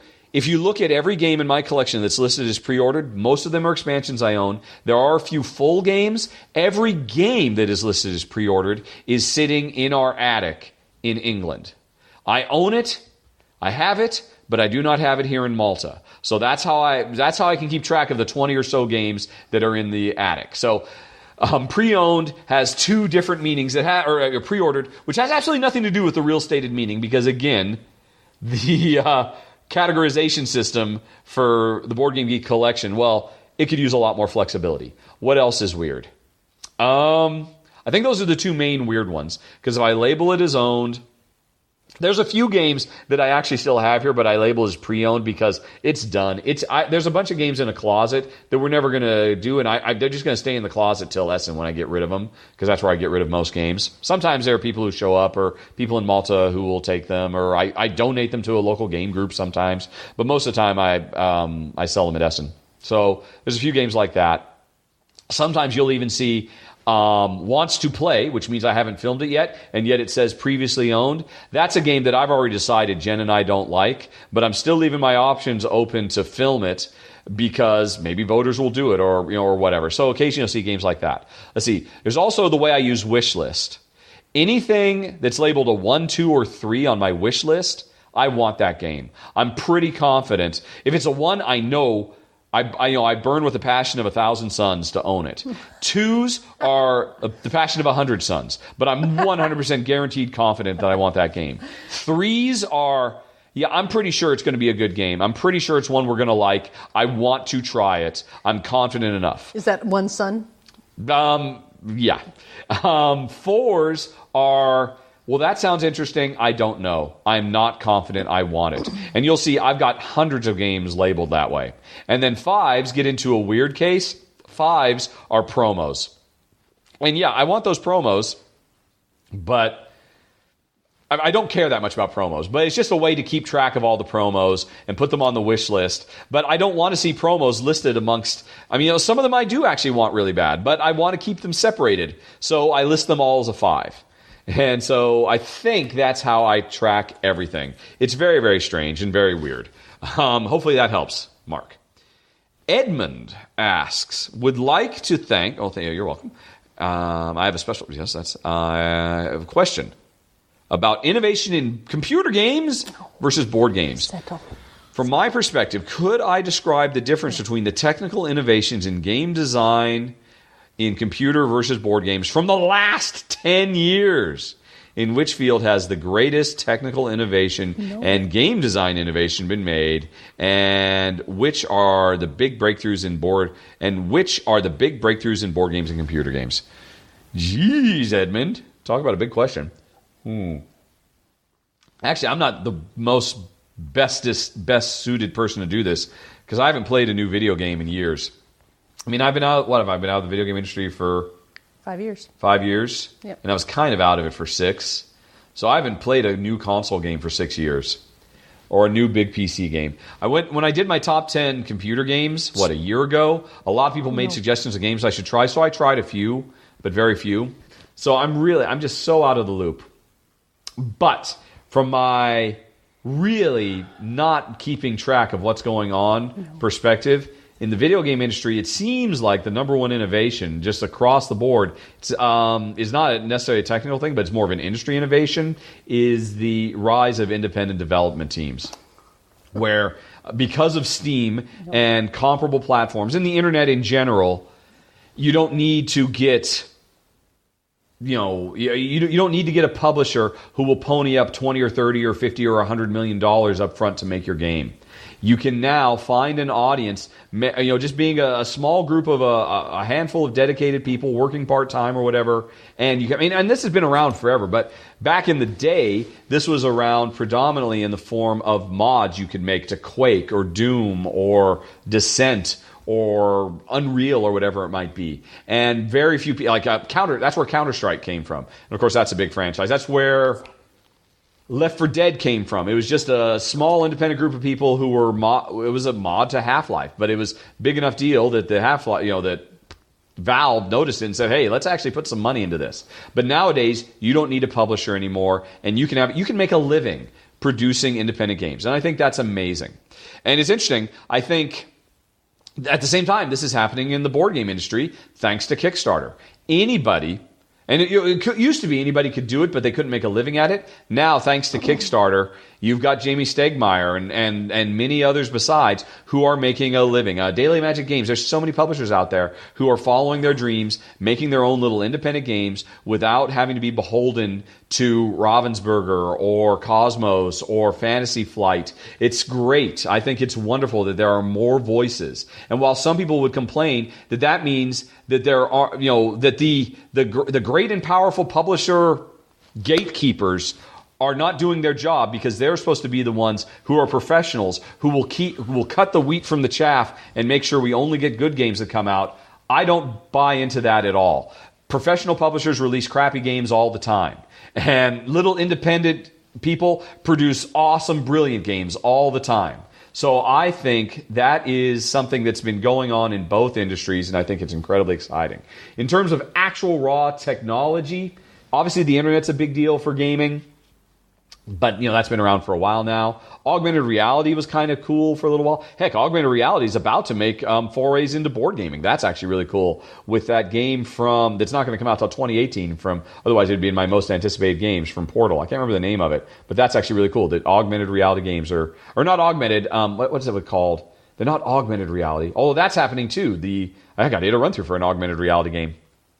Although, no, that was a VR game. Oh, VR. That's a big deal. I'm sorry. I don't think I can really give you a good idea, Ed, because I just don't pay attention to video games anymore. But it seems like VR is really here. And for the first time, it's a real thing. As opposed to all the other times in the past 30 years where it was not ready for prime time. So that's a really big deal, technologically wise. On board games, technology doesn't matter. It's cardboard and plastic. I guess maybe there's technological breakthroughs that's making it easier and easier and easier for even independent developers to make higher quality components. With 3D printers and all that, that's kind of a big deal. But I don't know, I'm just kind of, I don't really have a good solid answer. Hopefully that gave you some stuff to think about though, Ed. Last question before we get into the personal stuff, honey. Unless you had something to say about that, but I don't imagine. Nothing to say about that. Says Jen. Waha. All right, Alicia has a bunch of questions. Okay.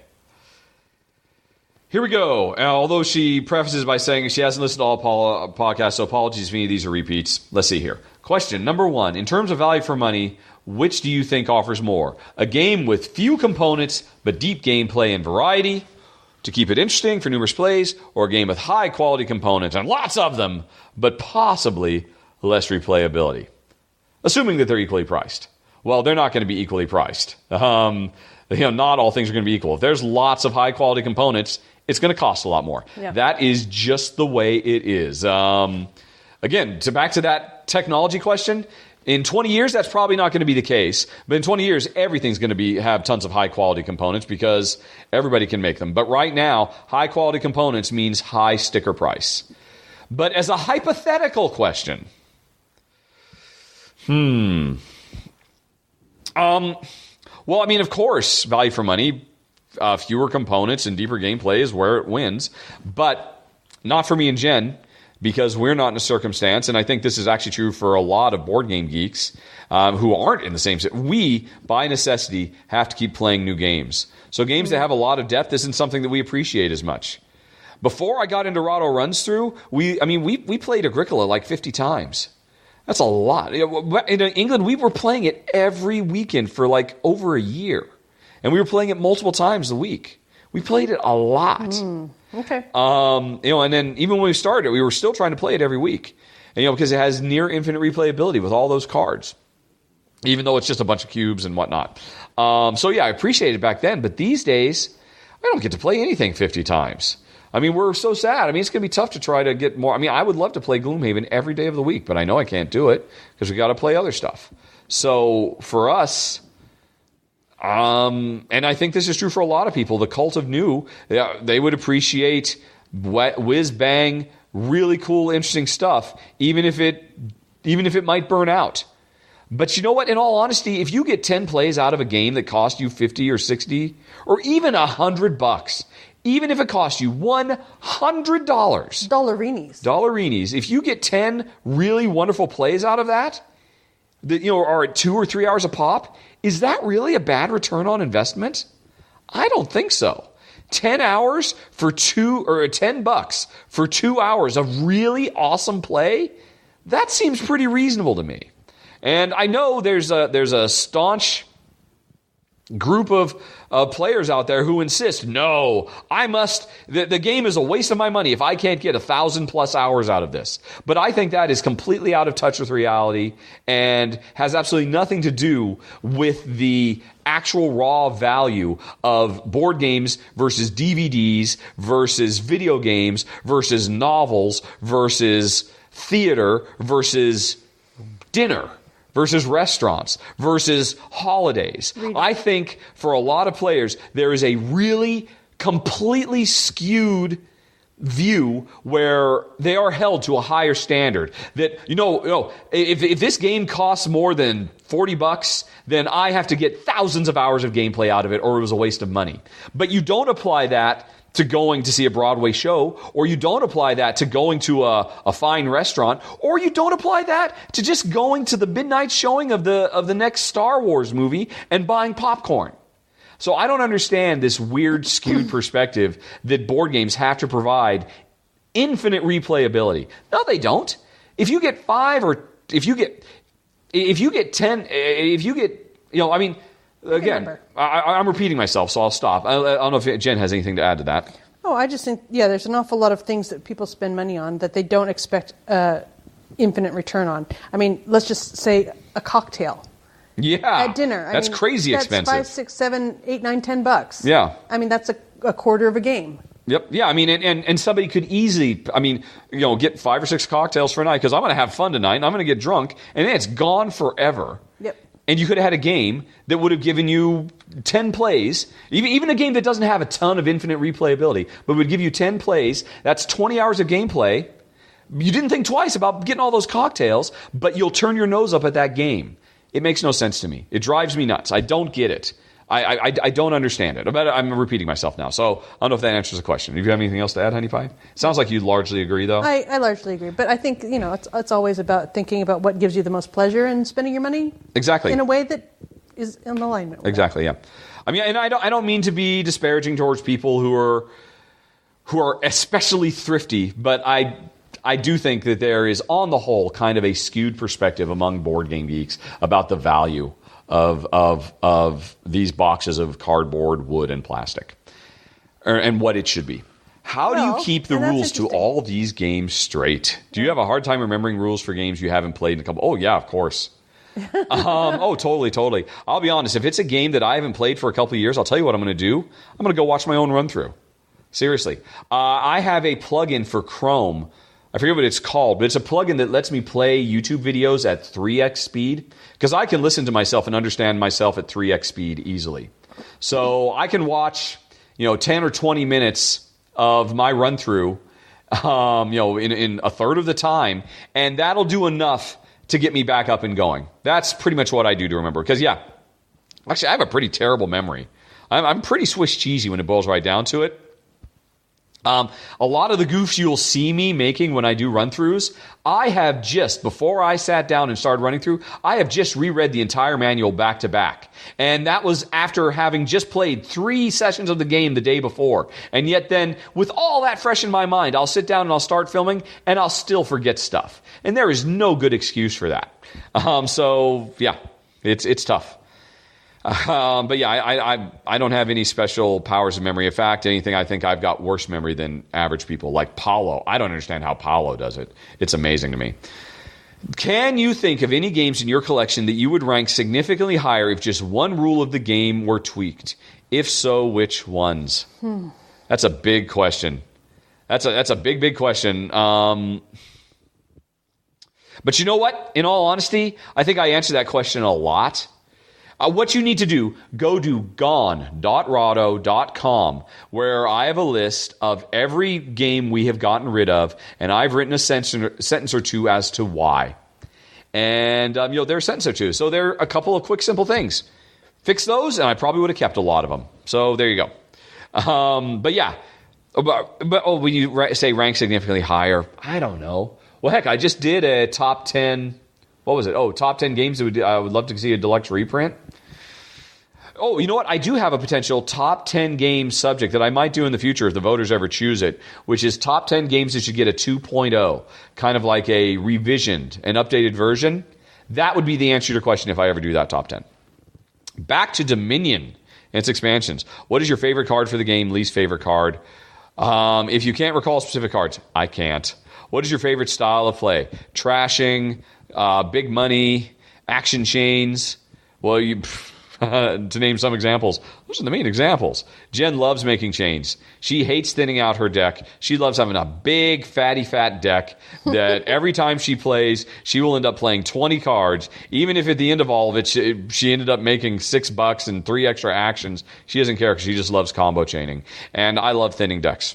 I need to do a lot of studying on Dominion because it's on my list of things to do, a top 10 where I rank, I need to do a run through of Dominion, and then the extended playthrough, I intend to rank all 10 expansions because there's 10 of them. But that means I really need to do my research because I don't get to go back and play Dominion, and as we previously explained, I don't remember any of this stuff. On to Agricola. What is your favorite occupation? That would require a better memory. Or if you can't recall, what's your preferred strategy? Honey pie, okay, this is something we can both answer. Okay. Do you prefer animals breeding, fields baking, big family? Well, of course, everybody's got to do big family, big house. Of course. But you don't have to. Do you have a favorite thing you prefer to do, all things being equal? Because that's the thing. In Agricola, all things are never equal. Yeah. The cards tell you what to do. Exactly. You get those cards in your hand. What we always do is you're supposed to have 7. So I think we draw 10 of each, and then we get rid of 3 of each, so we have an ideal streamlined 7, knowing full well that we're only going to play 3 or 4 of each type. Although Jen always gets carried away, and that's why I almost always win at Agricola, because she can't help herself. But really, if you're playing Agricola Light, you're only supposed to do 2 or 3 occupations, 2 or 3 minor improvements, and you build your strategy off of that. But what do you like doing more, honey? Do you prefer growing crops? Do you prefer growing animals? Do you prefer making your house big? Do you prefer making what do you prefer? I think I like plowing and sowing and reaping. Really? Okay, you like the reaping and the sowing. Yep. All things being equal, I like building a big house. Yeah. That is the most satisfying thing to do. The family members are beside the point. I like having a big house because there's so much charm in all those little tiles. And Jen and I will often do that. We'll talk about, this is the house I live in because it's the coolest room and stuff like that. Mine's got the dog on the rug. Yeah, Jen's always looking for the ones that have dogs on the rugs and stuff like that. Right. Oh, and that was it. Hey, Honey Pie, we are done with game-related stuff. So, folks, I've lost the remote. Oh, noes. I can't turn this off. You're going to have to get up and push a button. Oh, wait, no, here it is. Found the remote. Phew. All righty. We'll be back with personal questions in just a moment.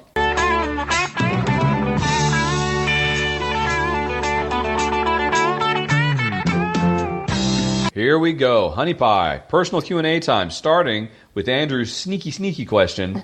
You may recall, you started to answer it.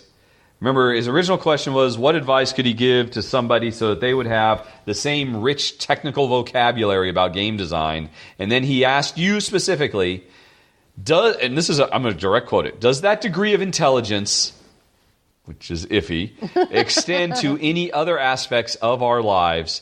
And if so, what? Right. Well, I don't know. I was sort of in the moment back then. Oh, it's all lost now. Many moments ago. But I think I'm going to stick with the thought about, anything that you practice for 10,000 hours, you'll be an expert at. And also that I really appreciate that I have you in my life, and I'm sure everybody who's a Rahdo fan appreciates that they have you available to them, because the majority of us don't have time to spend 10,000 hours on board game related stuff. Well, the reality is, if you didn't have me in your life, you wouldn't play board games at all. Yes, I would. With who? Well, I don't know. Hopefully I would have ran into somebody who would have introduced me to them. But you would never go on Board Game Geek and start studying games, ever. I don't know. Probably not. I mean, first of all, you have to know they're out there. If you hadn't walked into Blue Highway Games, you didn't know that they were out there either. Right, no, but assuming that you knew. Well, no, actually, this is interesting. I didn't realize this till years later. You did know. You knew about all this long before me. How did I know? Because you played Settlers of Catan with Yeah. Effo and his family. There was one time when you went down to L.A. Jen has a friend, total geek out. She met him in the Sylvan Rangers Guild in EverQuest. Yeah. And long after I had quit EverQuest in disgust, Jen kept playing, and she was totally addicted. Yep. And would spend hours every night hanging out with the Sylvan Rangers. And her best friend in the Sylvan Rangers was Effo. Yep. That's not his real name. That was his character name. Yep. What was it? Because he was a forward observer. He was an FO. Yep. Because he's a total geek too. And Jen became such good friends with him that she would visit him in real life, and they went on vacations and stuff like that together. Well, I went with his family on vacations. When his family was going on vacation, she would tag along because they were such good bosom buddies. Yeah. And so anyway, I remember you now, years You after the remember fact. me now? You saying at one point that when you were down there, you played some game called Settlers of Catan, and it was pretty cool. I don't And remember that it, at all. it was in one ear, out the other, because you didn't describe it at all. And I thought, I just assumed, it must have been, that's weird. She must have played some kind of No. Magic the Gathering game or Well, some kind of Warhammer Quest I'll have game. to ask Effo about that. No, you did. I don't remember because it just popped back into my head. So you had played Settlers of Catan years before Blue Highway Games. Well, it obviously made a huge impression. Well, you said at the time you liked it. I'm sure that actually it just was probably interesting, but like I was into EverQuest and or Magic at the time. So Yes, we were. relative to those two things, it was, a blip. But if you had come back and enthused about it, and for many, many people, Settlers of Catan is a gateway game. You probably don't even remember playing this. I don't. It's a game where there's a bunch of tiles. This is the island of Catan, and you have houses, and where you put your. There's tiles that generate sheep and stone and grain and whatnot. And every round, a die gets rolled because all the tiles have numbers. Okay. And whatever the die gets rolled, that tile is going to generate whatever it's supposed to generate. And so, because the most likely thing, because I think you roll 2 dice. I don't remember, it's been so long. 7 is the most likely thing to get rolled. So you want to get on those things, but that's also where the robber will go, and then things get robbed. I've only played Settlers of Catan once ever. I thought it was pretty neat. Well, I know we have Carcassonne the Castle. That's all I'm thinking of. No, because again, this was years and years. This was back when we were playing EverQuest. When I was playing Asheron's Call and you were still playing EverQuest, and we were playing Magic the Gathering, and you played Settlers of Catan, and you came back and you said, yeah, we played this game called Settlers of Catan. It was really neat. And that was it. You never revisited it. Okay. That could have been our gateway then. Well, I'm afraid we're going to have to set that at Effo's Sorry. feet because Yeah, that's totally as an aside. clearly Yeah. he should have been But more you played it. But he was a dungeon master back in the day. Yeah. So I'm going all the way back in the day. Yeah, like one of the original ones. So Yeah. He's a super grognard, super geek with the big lamb chops and all that. Yeah. But anyway, sorry, that's totally beside the point. Where were we To going answer with this? Andrew's original question about does that degree of intelligence, which is to say, kind of a volumetric knowledge of stuff, apply to anything else? I was surprised. I mean, there's two very easy answers for that. Computers. Yes and no? No, computers. I keep all our computers working. Yeah. Whenever a computer breaks down, I rip it apart and find out why. He goes I into used DOS to build computers. I used to voluntarily. do all this stuff. I know. I can't believe you didn't mention that because I don't think about computers. I don't think about games either. Yes. So But I do have, I would say, as good a knowledge about the inner workings of computers as I do about games. oh gosh, really? Yes. How do you think these things keep running? Well, you tell me all the time you don't know anything about this or that or something else. Well, yeah, I Computery. know enough to know what I don't know about, but yeah, I know enough. I know enough to build. I used to build computers. I used to do it for fun. Yeah, I know. Jeez. Well, apparently, No, Jen that was a just long time has ago. absolutely no appreciation for the fact that I've been her personal IT slave for like over a decade now, and apparently she doesn't give a good gosh darn about that whatsoever. So I I'm learning all appreciate- kinds of new stuff here. No, I appreciate that the computers And then the other thing run. would be TV and popular culture entertainment. Okay. That I keep us drowning in movies and TV shows that we're going to enjoy. Because you never give it a second thought, and at any given time, there's always going to be something interesting to watch. Yep, and I love that because all I do is sit down and say, But not enough to think of it. Turn You broke on my the heart. TV. You I'm broke my sorry. heart. so, well, okay, turn it around, mister. It's easy. You know everything to do about our finances and our huge portfolio of investments. I mean, you've kept... Yes, you know No. so much about that. If you died tomorrow, I would be so screwed. If I had to open up Quicken and understand any of that business... I mean, you are a Quicken wizardess. You are a Quicken sorceress. It is ridiculous the amount of stuff you know about markets and all of that business. See, and you're doing the same thing. You're saying, yeah, I know enough to know what I don't know. But to an average layman, you might as well be the Wolf of Wall Street, honey pie. Yeah. So you really know your stuff about that and everything about. I mean, you completely. No, well, If I'm this relationship's IT guy, you're this relationship's accountant and accounts manager. Yeah, okay, financial manager. Yes, exactly. Okay, but that doesn't mean I'm an expert. I'm not anywhere near the level that you are on games in anything in my life. I would say you are about glass, I might be. which is your profession. I might be 60 to 70% of what you are for glass. And I would say you know a ridiculous amount about chickens. Oh well, Honey, you do chicken tracheotomies. That is something that most people would give most people pause to actually take a live chicken and cut it open while it's still alive. people are gonna be mad at me for hearing that. You saved that chicken's life. I did, but they'll say you didn't give it anesthetic, and you. Yeah, I cut don't into think you're it. giving yourself enough credit. Apparently, Jen doesn't appreciate either of our volumic knowledge about anything. All righty, well, there we go. Okay. Right, so more personal Q&A stuff. This is from Melanie. What are the local dishes on Malta that we enjoy eating and have learned how to make at home? Nothing. Nothing. Nope. I cook the way I like to cook, which tends to be in one pan. Yep. And moving to England changed your Cooking style. cooking repertoire. Yeah. Because it introduced Curries. lamb, it introduced curries. Now, that's basically it, right? Sausage. Sausage. Yeah, I guess you really American didn't do sausage sausage is before. ugh, yucky, Did yucky. moving? Okay. If we were to track, I don't cook at all. I hate cooking with a passion. When Jen leaves for a month, I live for a month on canned tuna and Eggs. hamburgers and fried eggs. That's it. That's all I eat over and over and over and over and over again. I actually lose quite a bit of weight while Jen's gone. And ice cream sometimes. Oh, and ice cream if I'm bad. But let's see. When we first got married, Duck could you make made a couple soups. things. You made I had much more patience for cooking back you then. made duck muffins, which were awesome. and I made certain pasta things, but Yeah. I've since lost all interest we don't in eat it. pasta anymore. Yeah, I know. So- Well, yeah, because we don't eat pasta. You made pasta meals. Yeah. And you cooked steaks. I mean, you didn't really do much of anything fancy at all. No, I've never been a fan. And then we moved to Oregon. From Seattle to Oregon. I don't think that really. You pretty much stay the same. Yeah. Did anything change when we moved to Texas? Did you get more bold or ambitious? I want to say you did, but I don't think you did. I think, well, I started doing stuff like guacamole and... Yeah, you started making your own guacamole. Yeah. When did you start using crock pots? Oh, I've always had a crock pot. Yeah, okay, yeah, that's always been a cornerstone for you. That's my favorite thing. Yeah. But then when we moved to England, like I said, you were introduced to lamb, you were introduced to curries, and you said something else. Thai food. Well, yeah, I mean, but a curry, Thai food, exotic spices worked their way in, which they never had while we were in America. Right. Of various and sundry sorts, all kinds of stuff. You really started experimenting when we moved to England. And having moved here, I don't think it's really changed anything. You're still cooking the way you did in England for the most part. Yeah. Except because it's hot here. I don't use the oven in the summer. That's a good point. I have a solar cooker. Yes, I've tried to cooking use the things out in the garden. Yep. And that's worked out pretty well. It's just kind of a hassle to get it set up and it's a check lot of work on it and move it during the day and stuff. Yeah, I don't know. That's worth the work.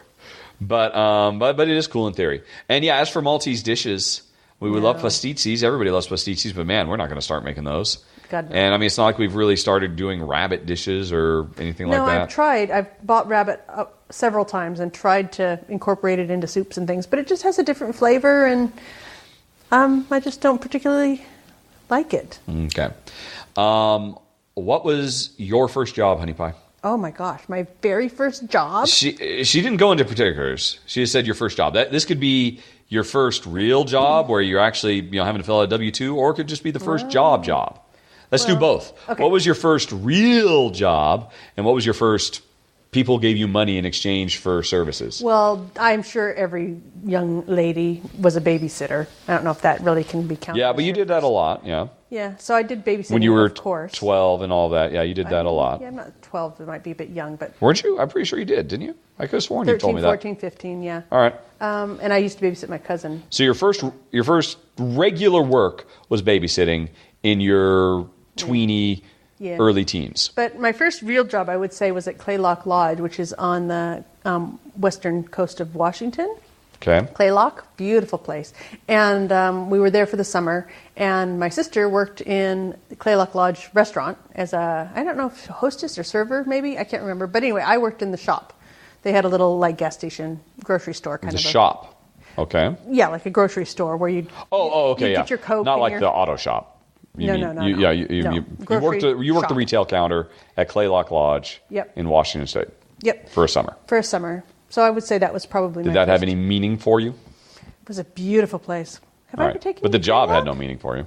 I don't think I've taken you to Claylock, have No. I? Oh, it's beautiful. Well, if ever we're in Washington State together. What was your first meaningful job? Oh. I mean, I know the answer. I'm going to have to say working for myself was my first meaningful job. I would have said, I can't remember his name, but working for Paul. Yeah. I mean, that was pretty meaningful. Yeah. I mean, that was a potential career for you. When you were you were a professional jeweler. Yeah. I mean, you were, as I recall, you were talking about taking classes and getting better at it, and you studied. I mean, back to the earlier question, that was something you knew a lot about. You knew how to design and make jewelry. You knew everything there was to know about it. And to this day, you could be a professional jeweler. You learned enough on that job. I mean, you were very serious about it. You did it for you were there for 2 years, right? Let's see. Probably 3 years. Yeah, I mean, so I would say that was your first real job.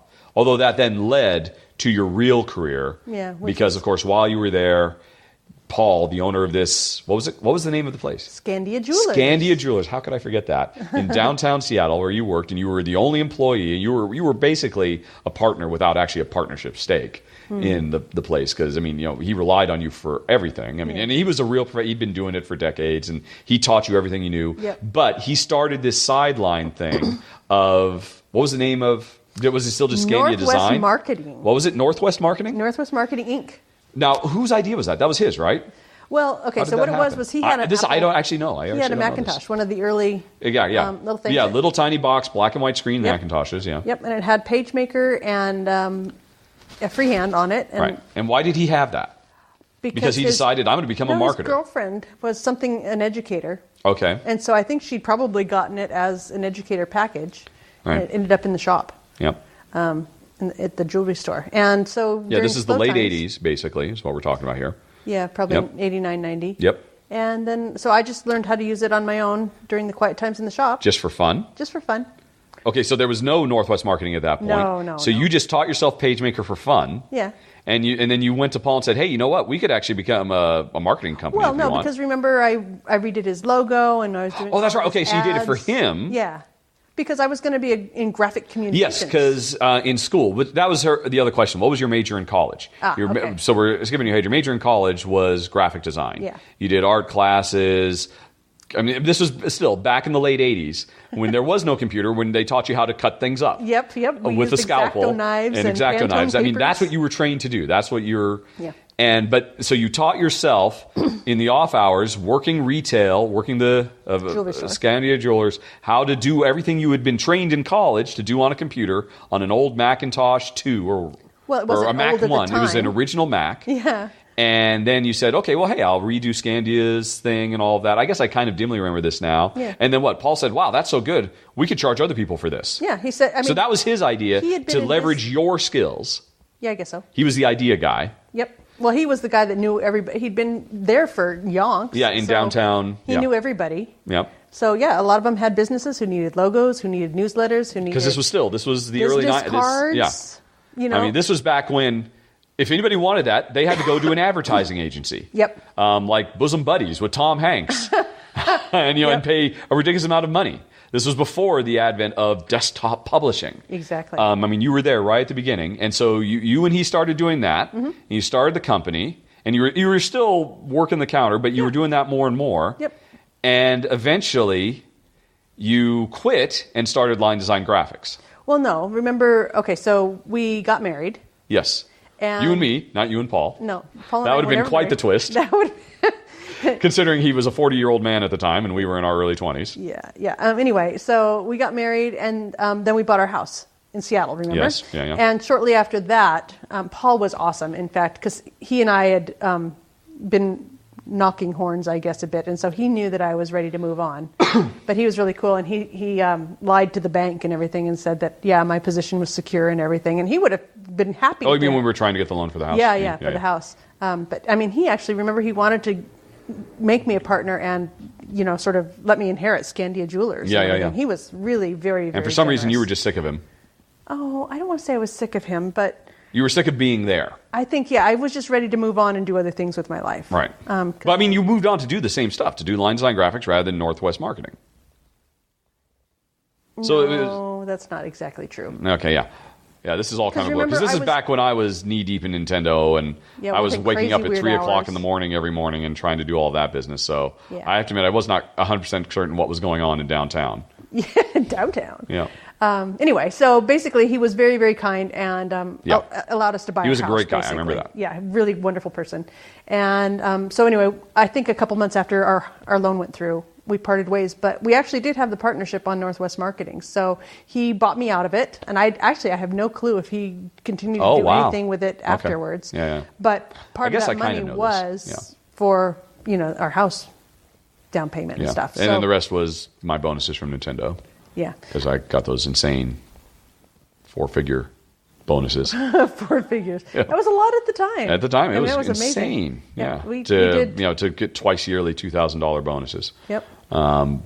Because I was working at Nintendo at the time. Yep. So anyway, and then you so that's where you're saying that was your first job of note, was when you started working for yourself. But really, it was Paul working at Scandia. That was the life-changing job for you. Yeah, and I mean, because I was working with Paul and getting practical experience there, and I guess eventually on the Mac, I mean, that did make a lot of my decision about not going back to college. Yeah, exactly. Because why would I go sit in class all day when I could actually, work with a computer instead of work with a computer scalpel and paste. Yeah. Yep. Do you know you can cut and paste with this mouse? This little clicky This little thing. plastic thing here. It's amazing. Yes. Right. Okay. So my answer to that, well, first of all, my major in college was scientific and technical communication. I would have been computer programming because I could have done it because I was programming since I was 10 or 12 in assembly and all that. But I just chose not to because the math requirements at the University of Washington were way too high. So I did scientific and technical communication because I had a good scientific mind, but I also had a good creative mind. And I figured my job was going to be work with engineers and write down what they say in ways that normal humans could I was basically going to be a technical writer. That was my training. But before that, going all the way back, my first job was when at Island Harbor in California, in Central California, when I lived on a boat. I was 11 years old, and I was the garbage man for the entire marina, which meant I got to drive around in this truck from like the 1930s. It was so old, its ignition was not with the key, but with this little thing you had to hit on the floor with your foot to start the truck, because that's how ignitions used to work before they figured out you could put it on the key. And I would drive up and down the levee and pick up all the garbage from all the docks, take it down the incinerator, and incinerate all the garbage. And I did that every day, and they paid me $1 a day. And it was enough so that every month I could buy an Atari 2600 cartridge. But what was coolest about that, I was, like I said, 11 or 12, and they were letting me drive all by myself. It was absolutely awesome until the day that I was trying to back up and went off the levee. Oh. And almost went right into the water. But fortunately, there were some trees that caught it, and they came and they had to pull the truck out. They let me keep doing it after that, and I learned a valuable lesson. But yeah, I've been driving by myself since I was 11 or 12. So that was my first job of note. And then you got trained by the U.S. government to drive. Well, that's postal jumping way trucks. ahead. My first job where I actually got an actual paycheck, and they wanted to know what my Social Security number was Crazy Eric's in Belfair, Washington, as a fry cook. And it was a small little independent place in a tiny little town called Belfair. And when you weren't working the counter, you were working the vats of lard or vegetable oil and all of that. And so I did that in the summer, and I got fired. So my first job ever, I got fired. I got fired because one day, for fun, on a Saturday, I spent the entire day taking all orders with a thick Southern drawl. And somehow Eric, who was not crazy, who was kind of a dick, the guy who owned the place, found out and thought I wasn't taking my job seriously, so he fired me. Wow. But I was just having fun. And then I delivered pizzas, and I worked as a dishwasher at a restaurant. This was all... Oh, but the most important job I actually had in college... Actually, I guess this was my first job. This was before Crazy Eric's. Was when Dad told me in summer, I think it was my sophomore year, summer. It was after sophomore year. He said, you need to get out of here and don't come home tonight unless you have a job. So I went out and I came home, and the job I'd gotten was vacuum cleaner salesman. And I'm sure I've told that story before. But that was really important. And after that was done, I did a bunch of stuff. When I went to college, I worked for Altair Research doing phone surveys. And this was back in '88, so I was doing lots of presidential surveys and whatnot. That was actually pretty fun. I enjoyed that. And I started to develop, because in high school I'd done a lot of acting and whatnot, so I was developing my persona for being able to talk in public, and trying to convince people to actually do surveys on the phone is very, very difficult. So I learned a lot of communication skills there. But there was a bunch of little odd jobs, but the first important job would probably be Nintendo, because I worked there for almost 4 years, 3 or 4 years, and I got my encyclopedic knowledge of games, because all I did was play games and talk to people about games, back to that first question. And because I had that, I was able to transfer that into a junior design job at Eidetic, working on Bubsy 3D, which I'm sure I've talked about before too. And that was that. So there you go, Melanie. I'm sure we talked about some of that, but I'm sure a lot of that was quite new for folks. Moving on. Oh, wait a minute. Melanie again. Never mind about that major question, because apparently I just stated it in the March podcast. No. But what about Jen? So she asked, we talked about that. Question number 3 from Melanie then. What languages do we speak? Oh, English. English and English. And English. The most important decision I ever made in my life was, and this is true for Jen too, I don't know if you would agree, both of us made, was when we were, we must have been, I was 14, you were probably 13, because I was a year behind in high school, was what foreign language, because we were required in high school to take foreign language. We both were in schools where the only option was Spanish and German. Yep. We both, not knowing each other, because we wouldn't meet for many, many years, we both chose German. Yep. And we both were so spectacularly terrible at German that when we actually got to college... we did so, because were we in 102 or 101? 102. Okay, so we were both good enough. We weren't good enough to jump to 103. We both barely learned enough to be able to skip 101 and go to 102. High school German. Yeah, got us translated to to German 102 at the University of Washington, which is where we met. Yep. And to this day, We can both. Well, I can probably speak German at the level of a baby. And Jen probably can't do any of it. No. Jen's lost all of it. Well, I have I've got a few words. I have nur ein bisschen of it still. So we both speak just the tiniest bit of Deutsch. And that's it. Yep. Jen tried to learn French a few years ago, but gave up. Well, actually, I did pretty good when we used it that summer. Because it was all fresh in my mind. Yeah, but you didn't stick with it, and it's all gone now. Yeah, I'd have to relearn. So that's it. We're typical Americans. We speak English. I also learned sign language. It's true. Jen speaks sign language, and you're still fluent enough to be able to do the alphabet without even thinking about it. Yep. And you can still do some basic stuff, right? Very basic stuff. I'd have to go brush up again. Yeah. But I thought that was really cool. I think that's I agree. a very usable thing. I know. I should learn it. But I would love that. But anyway. Somehow we've made it this far without me learning sign language. 26 years. Yep. Let's see. Moving on. Steve says, for several years, I'm several years into Rahdo Runs Through. In the past, I've talked about why I started it. Free games. I love board games. Needed service. Is it everything I hoped it would be? What are some pros and cons? Or things that I love and don't love about doing it? Oh, right when we're getting ready to do a Kickstarter. Yeah. Is it everything I hoped it? The only thing I'd hoped it for was, again, I talked about this before. I was retiring. I wanted to still keep getting games because I love Cult of New stuff.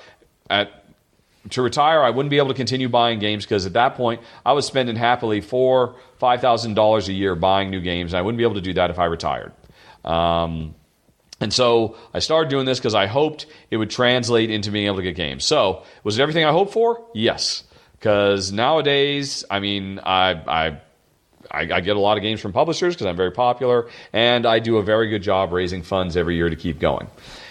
It's weird. The first couple of years of doing Rahdo Runs Through professionally, it felt so weird. And the first 2 years, first year I made around $4,000. The second year I think I made around... Was it 11 or something? Something like that. I can't remember. But then, and then there was 17 and then there was 50. But the first couple of years I made a relatively small amount. It was 37 in there somewhere. Yeah. Or it was in the 4 and then 17 and then 30 and then 50. For those first 2 years, I was trying very hard to ensure that I personally took no money. That every single penny that came in only went back to Rahdo Runs Through. So it was only for buying games or buying equipment or paying for airfare and hotels to cover conventions and stuff like that. When I got to the third year, and that's when I made 37, I think, we realized, okay, I can't put that much money into this show. Yeah, we'd need another house. And that includes putting money into Paulo. I actually paid Paulo a salary to do all my corrections and all that. Yep. But it's gone to the point where we couldn't. And, and that third year was a big one, and I posted on my guild about it and talked to everybody, and everybody said, yeah, of course you should take a salary. Because, and then last year I made almost 50 or 50. Well, but everybody has to remember, we only make like 70% of that because so much of it goes to Kickstarter, so much of it goes to Paulo, so much of it goes to a bunch of stuff. So how much you think I make in those? I make maybe 60, 70% of that. But anyway, so I made a lot, and now it is a job. And it feels, it's fine, but it's a job.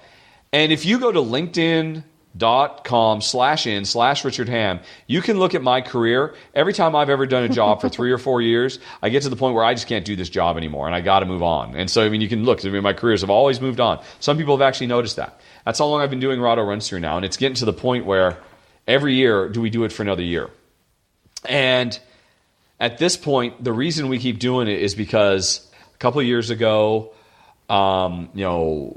we took on additional monetary responsibilities. Thank you. That we had not planned to originally. And at this point, if I wasn't doing Rahdo Runs Through, I would have to go back to the video game industry and start working again. So I'll be honest. It is no longer something I do as a hobby or I do for fun. I do this as a job. It is work, and it is hard work, and it is frustrating work. So it's a job, but I'm happy to have it because I'm working for myself. It's the first time I've ever done that. It's still the best job I've ever had in my life. And so, yeah, like I said, right at the beginning of this Kickstarter, this Saturday, we're going to start fundraising because Jen doing her glass and me doing nothing is not enough for us to recover all of our financial obligations and responsibilities. So I've say right now, thank you to everybody. Oh, looks like the beagles are starting to get restless. They want their walk. So it's time to wrap up. I say thank you to everybody for making this possible, because while it is a job, it's still the best job I've ever had in my life, so I have no complaints. Ah, that's a nice way to wrap it up. There you go.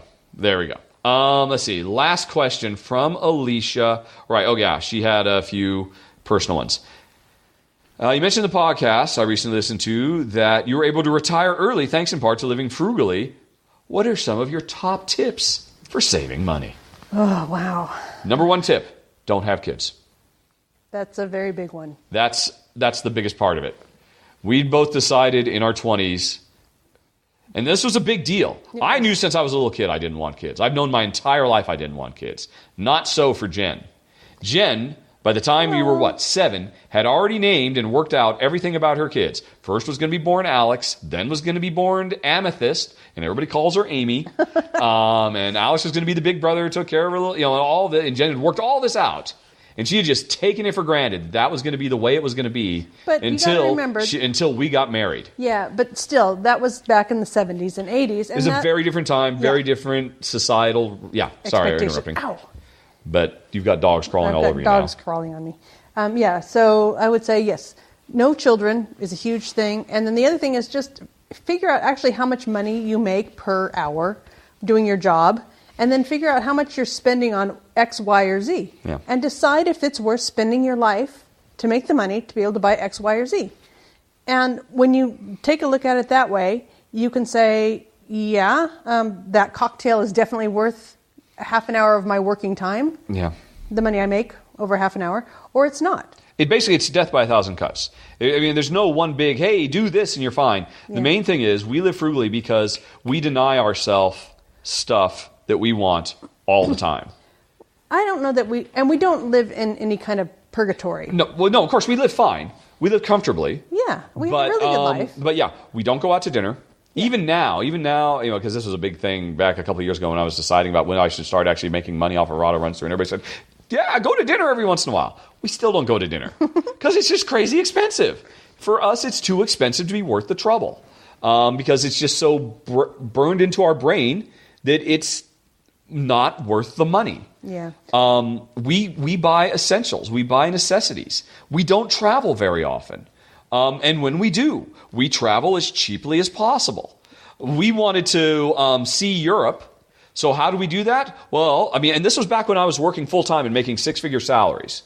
How do we travel Europe and see a lot of Europe? Let's buy a cheap, used, busted-down van and drive all over Europe instead of fly and stay in nice hotels, which we could easily afford to do. But that's not what we did. Yeah. We bought a used van and drove around and tried to stay wherever possible at free campgrounds. Let's not even pay, just a little bit, let's not even pay 15 euros a night to stay at the nice campground that offers free Wi-Fi. Let's stay at the Air where it's for free. And go war driving to get our Wi-Fi. We war drove for years rather than, paying for internet access. Well, that was back in the day. When we were homeless, yeah. Or when we lived on the road. We've never been homeless. We've never been homeless, but we lived on the road for a while. So that's what it comes down to.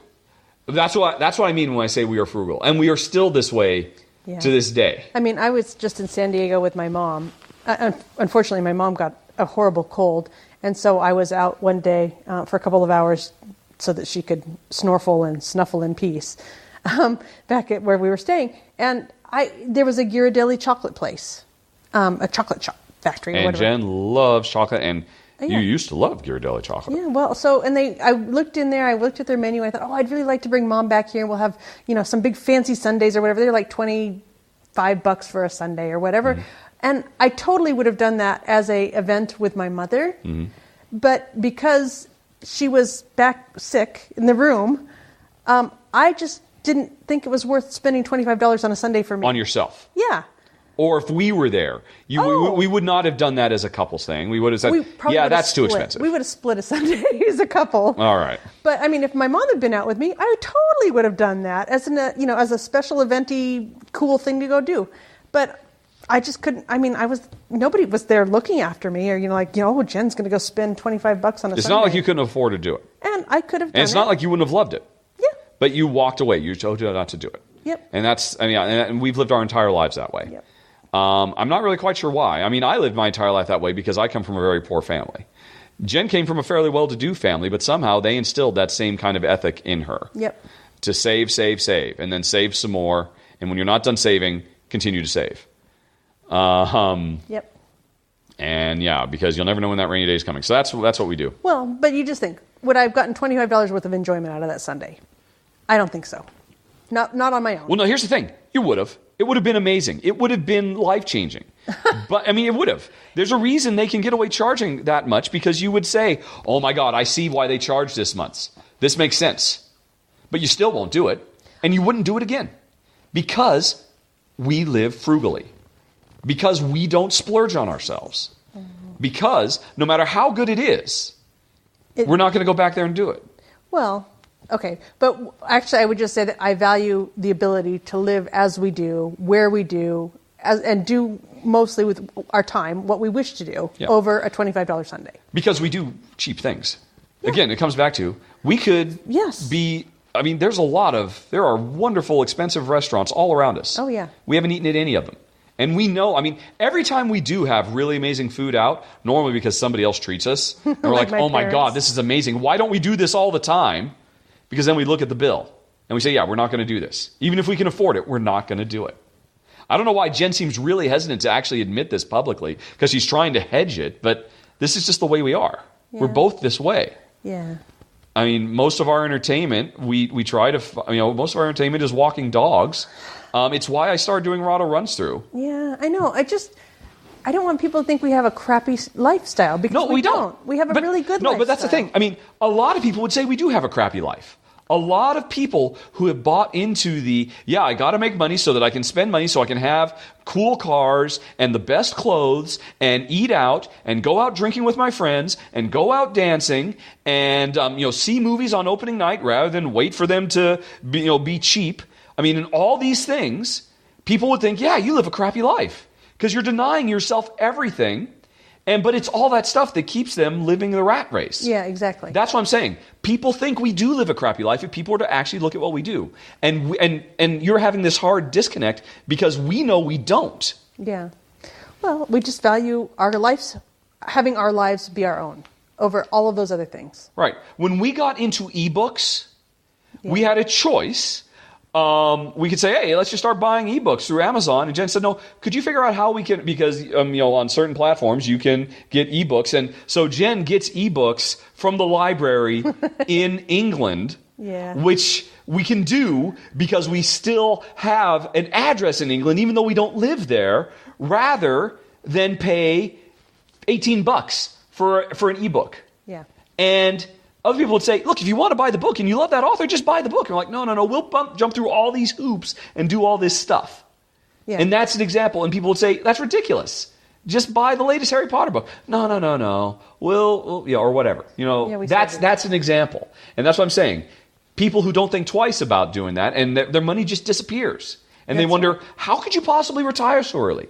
This is how we retired so early. Okay, fair enough. That and not having kids. Yep. Yeah.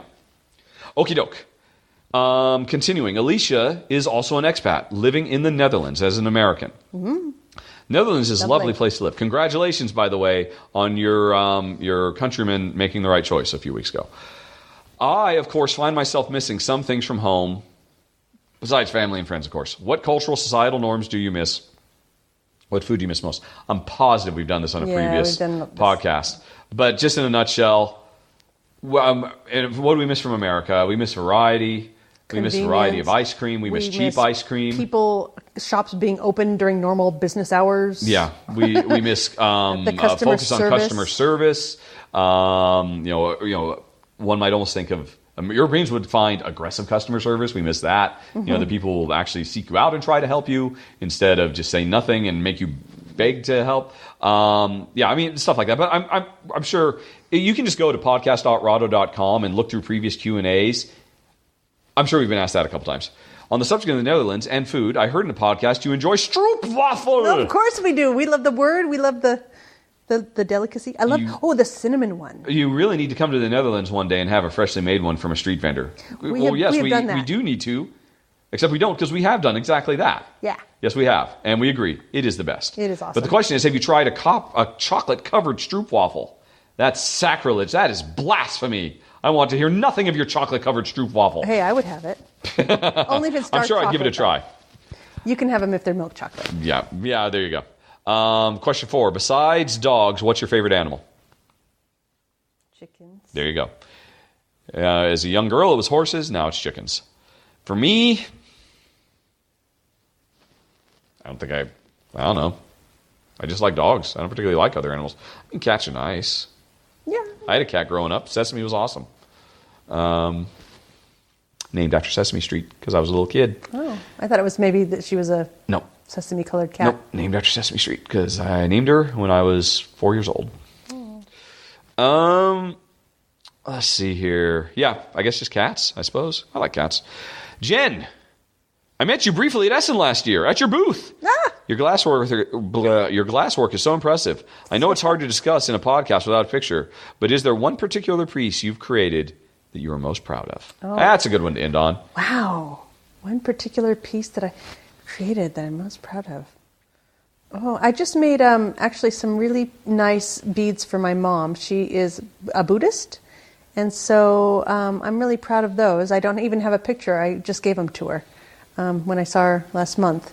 So I would have to say at the moment, those. All right. There you go, folks. Thanks, Alicia, and everybody else for your questions. As always, more questions can be sent to questions@rahdo.com. If we don't have questions, there won't be much of a podcast. So you're doing all the work for us, because all we got to do is just sit on the couch for a few hours and fend off a beagle come up with the first thing that comes to our mind. All right, folks, that's it. Thanks for watching. Once again, remember, the fundraising, which we talked about earlier, begins this Saturday on the 8th. Thanks for listening. Thanks for listening, everybody. What did I say, watching? You said watching. That's a bad habit to break. Thanks for listening, everybody. Have a very, very nice day. Talk to you later. So long. And bye-bye. Bye-bye. Bye for now.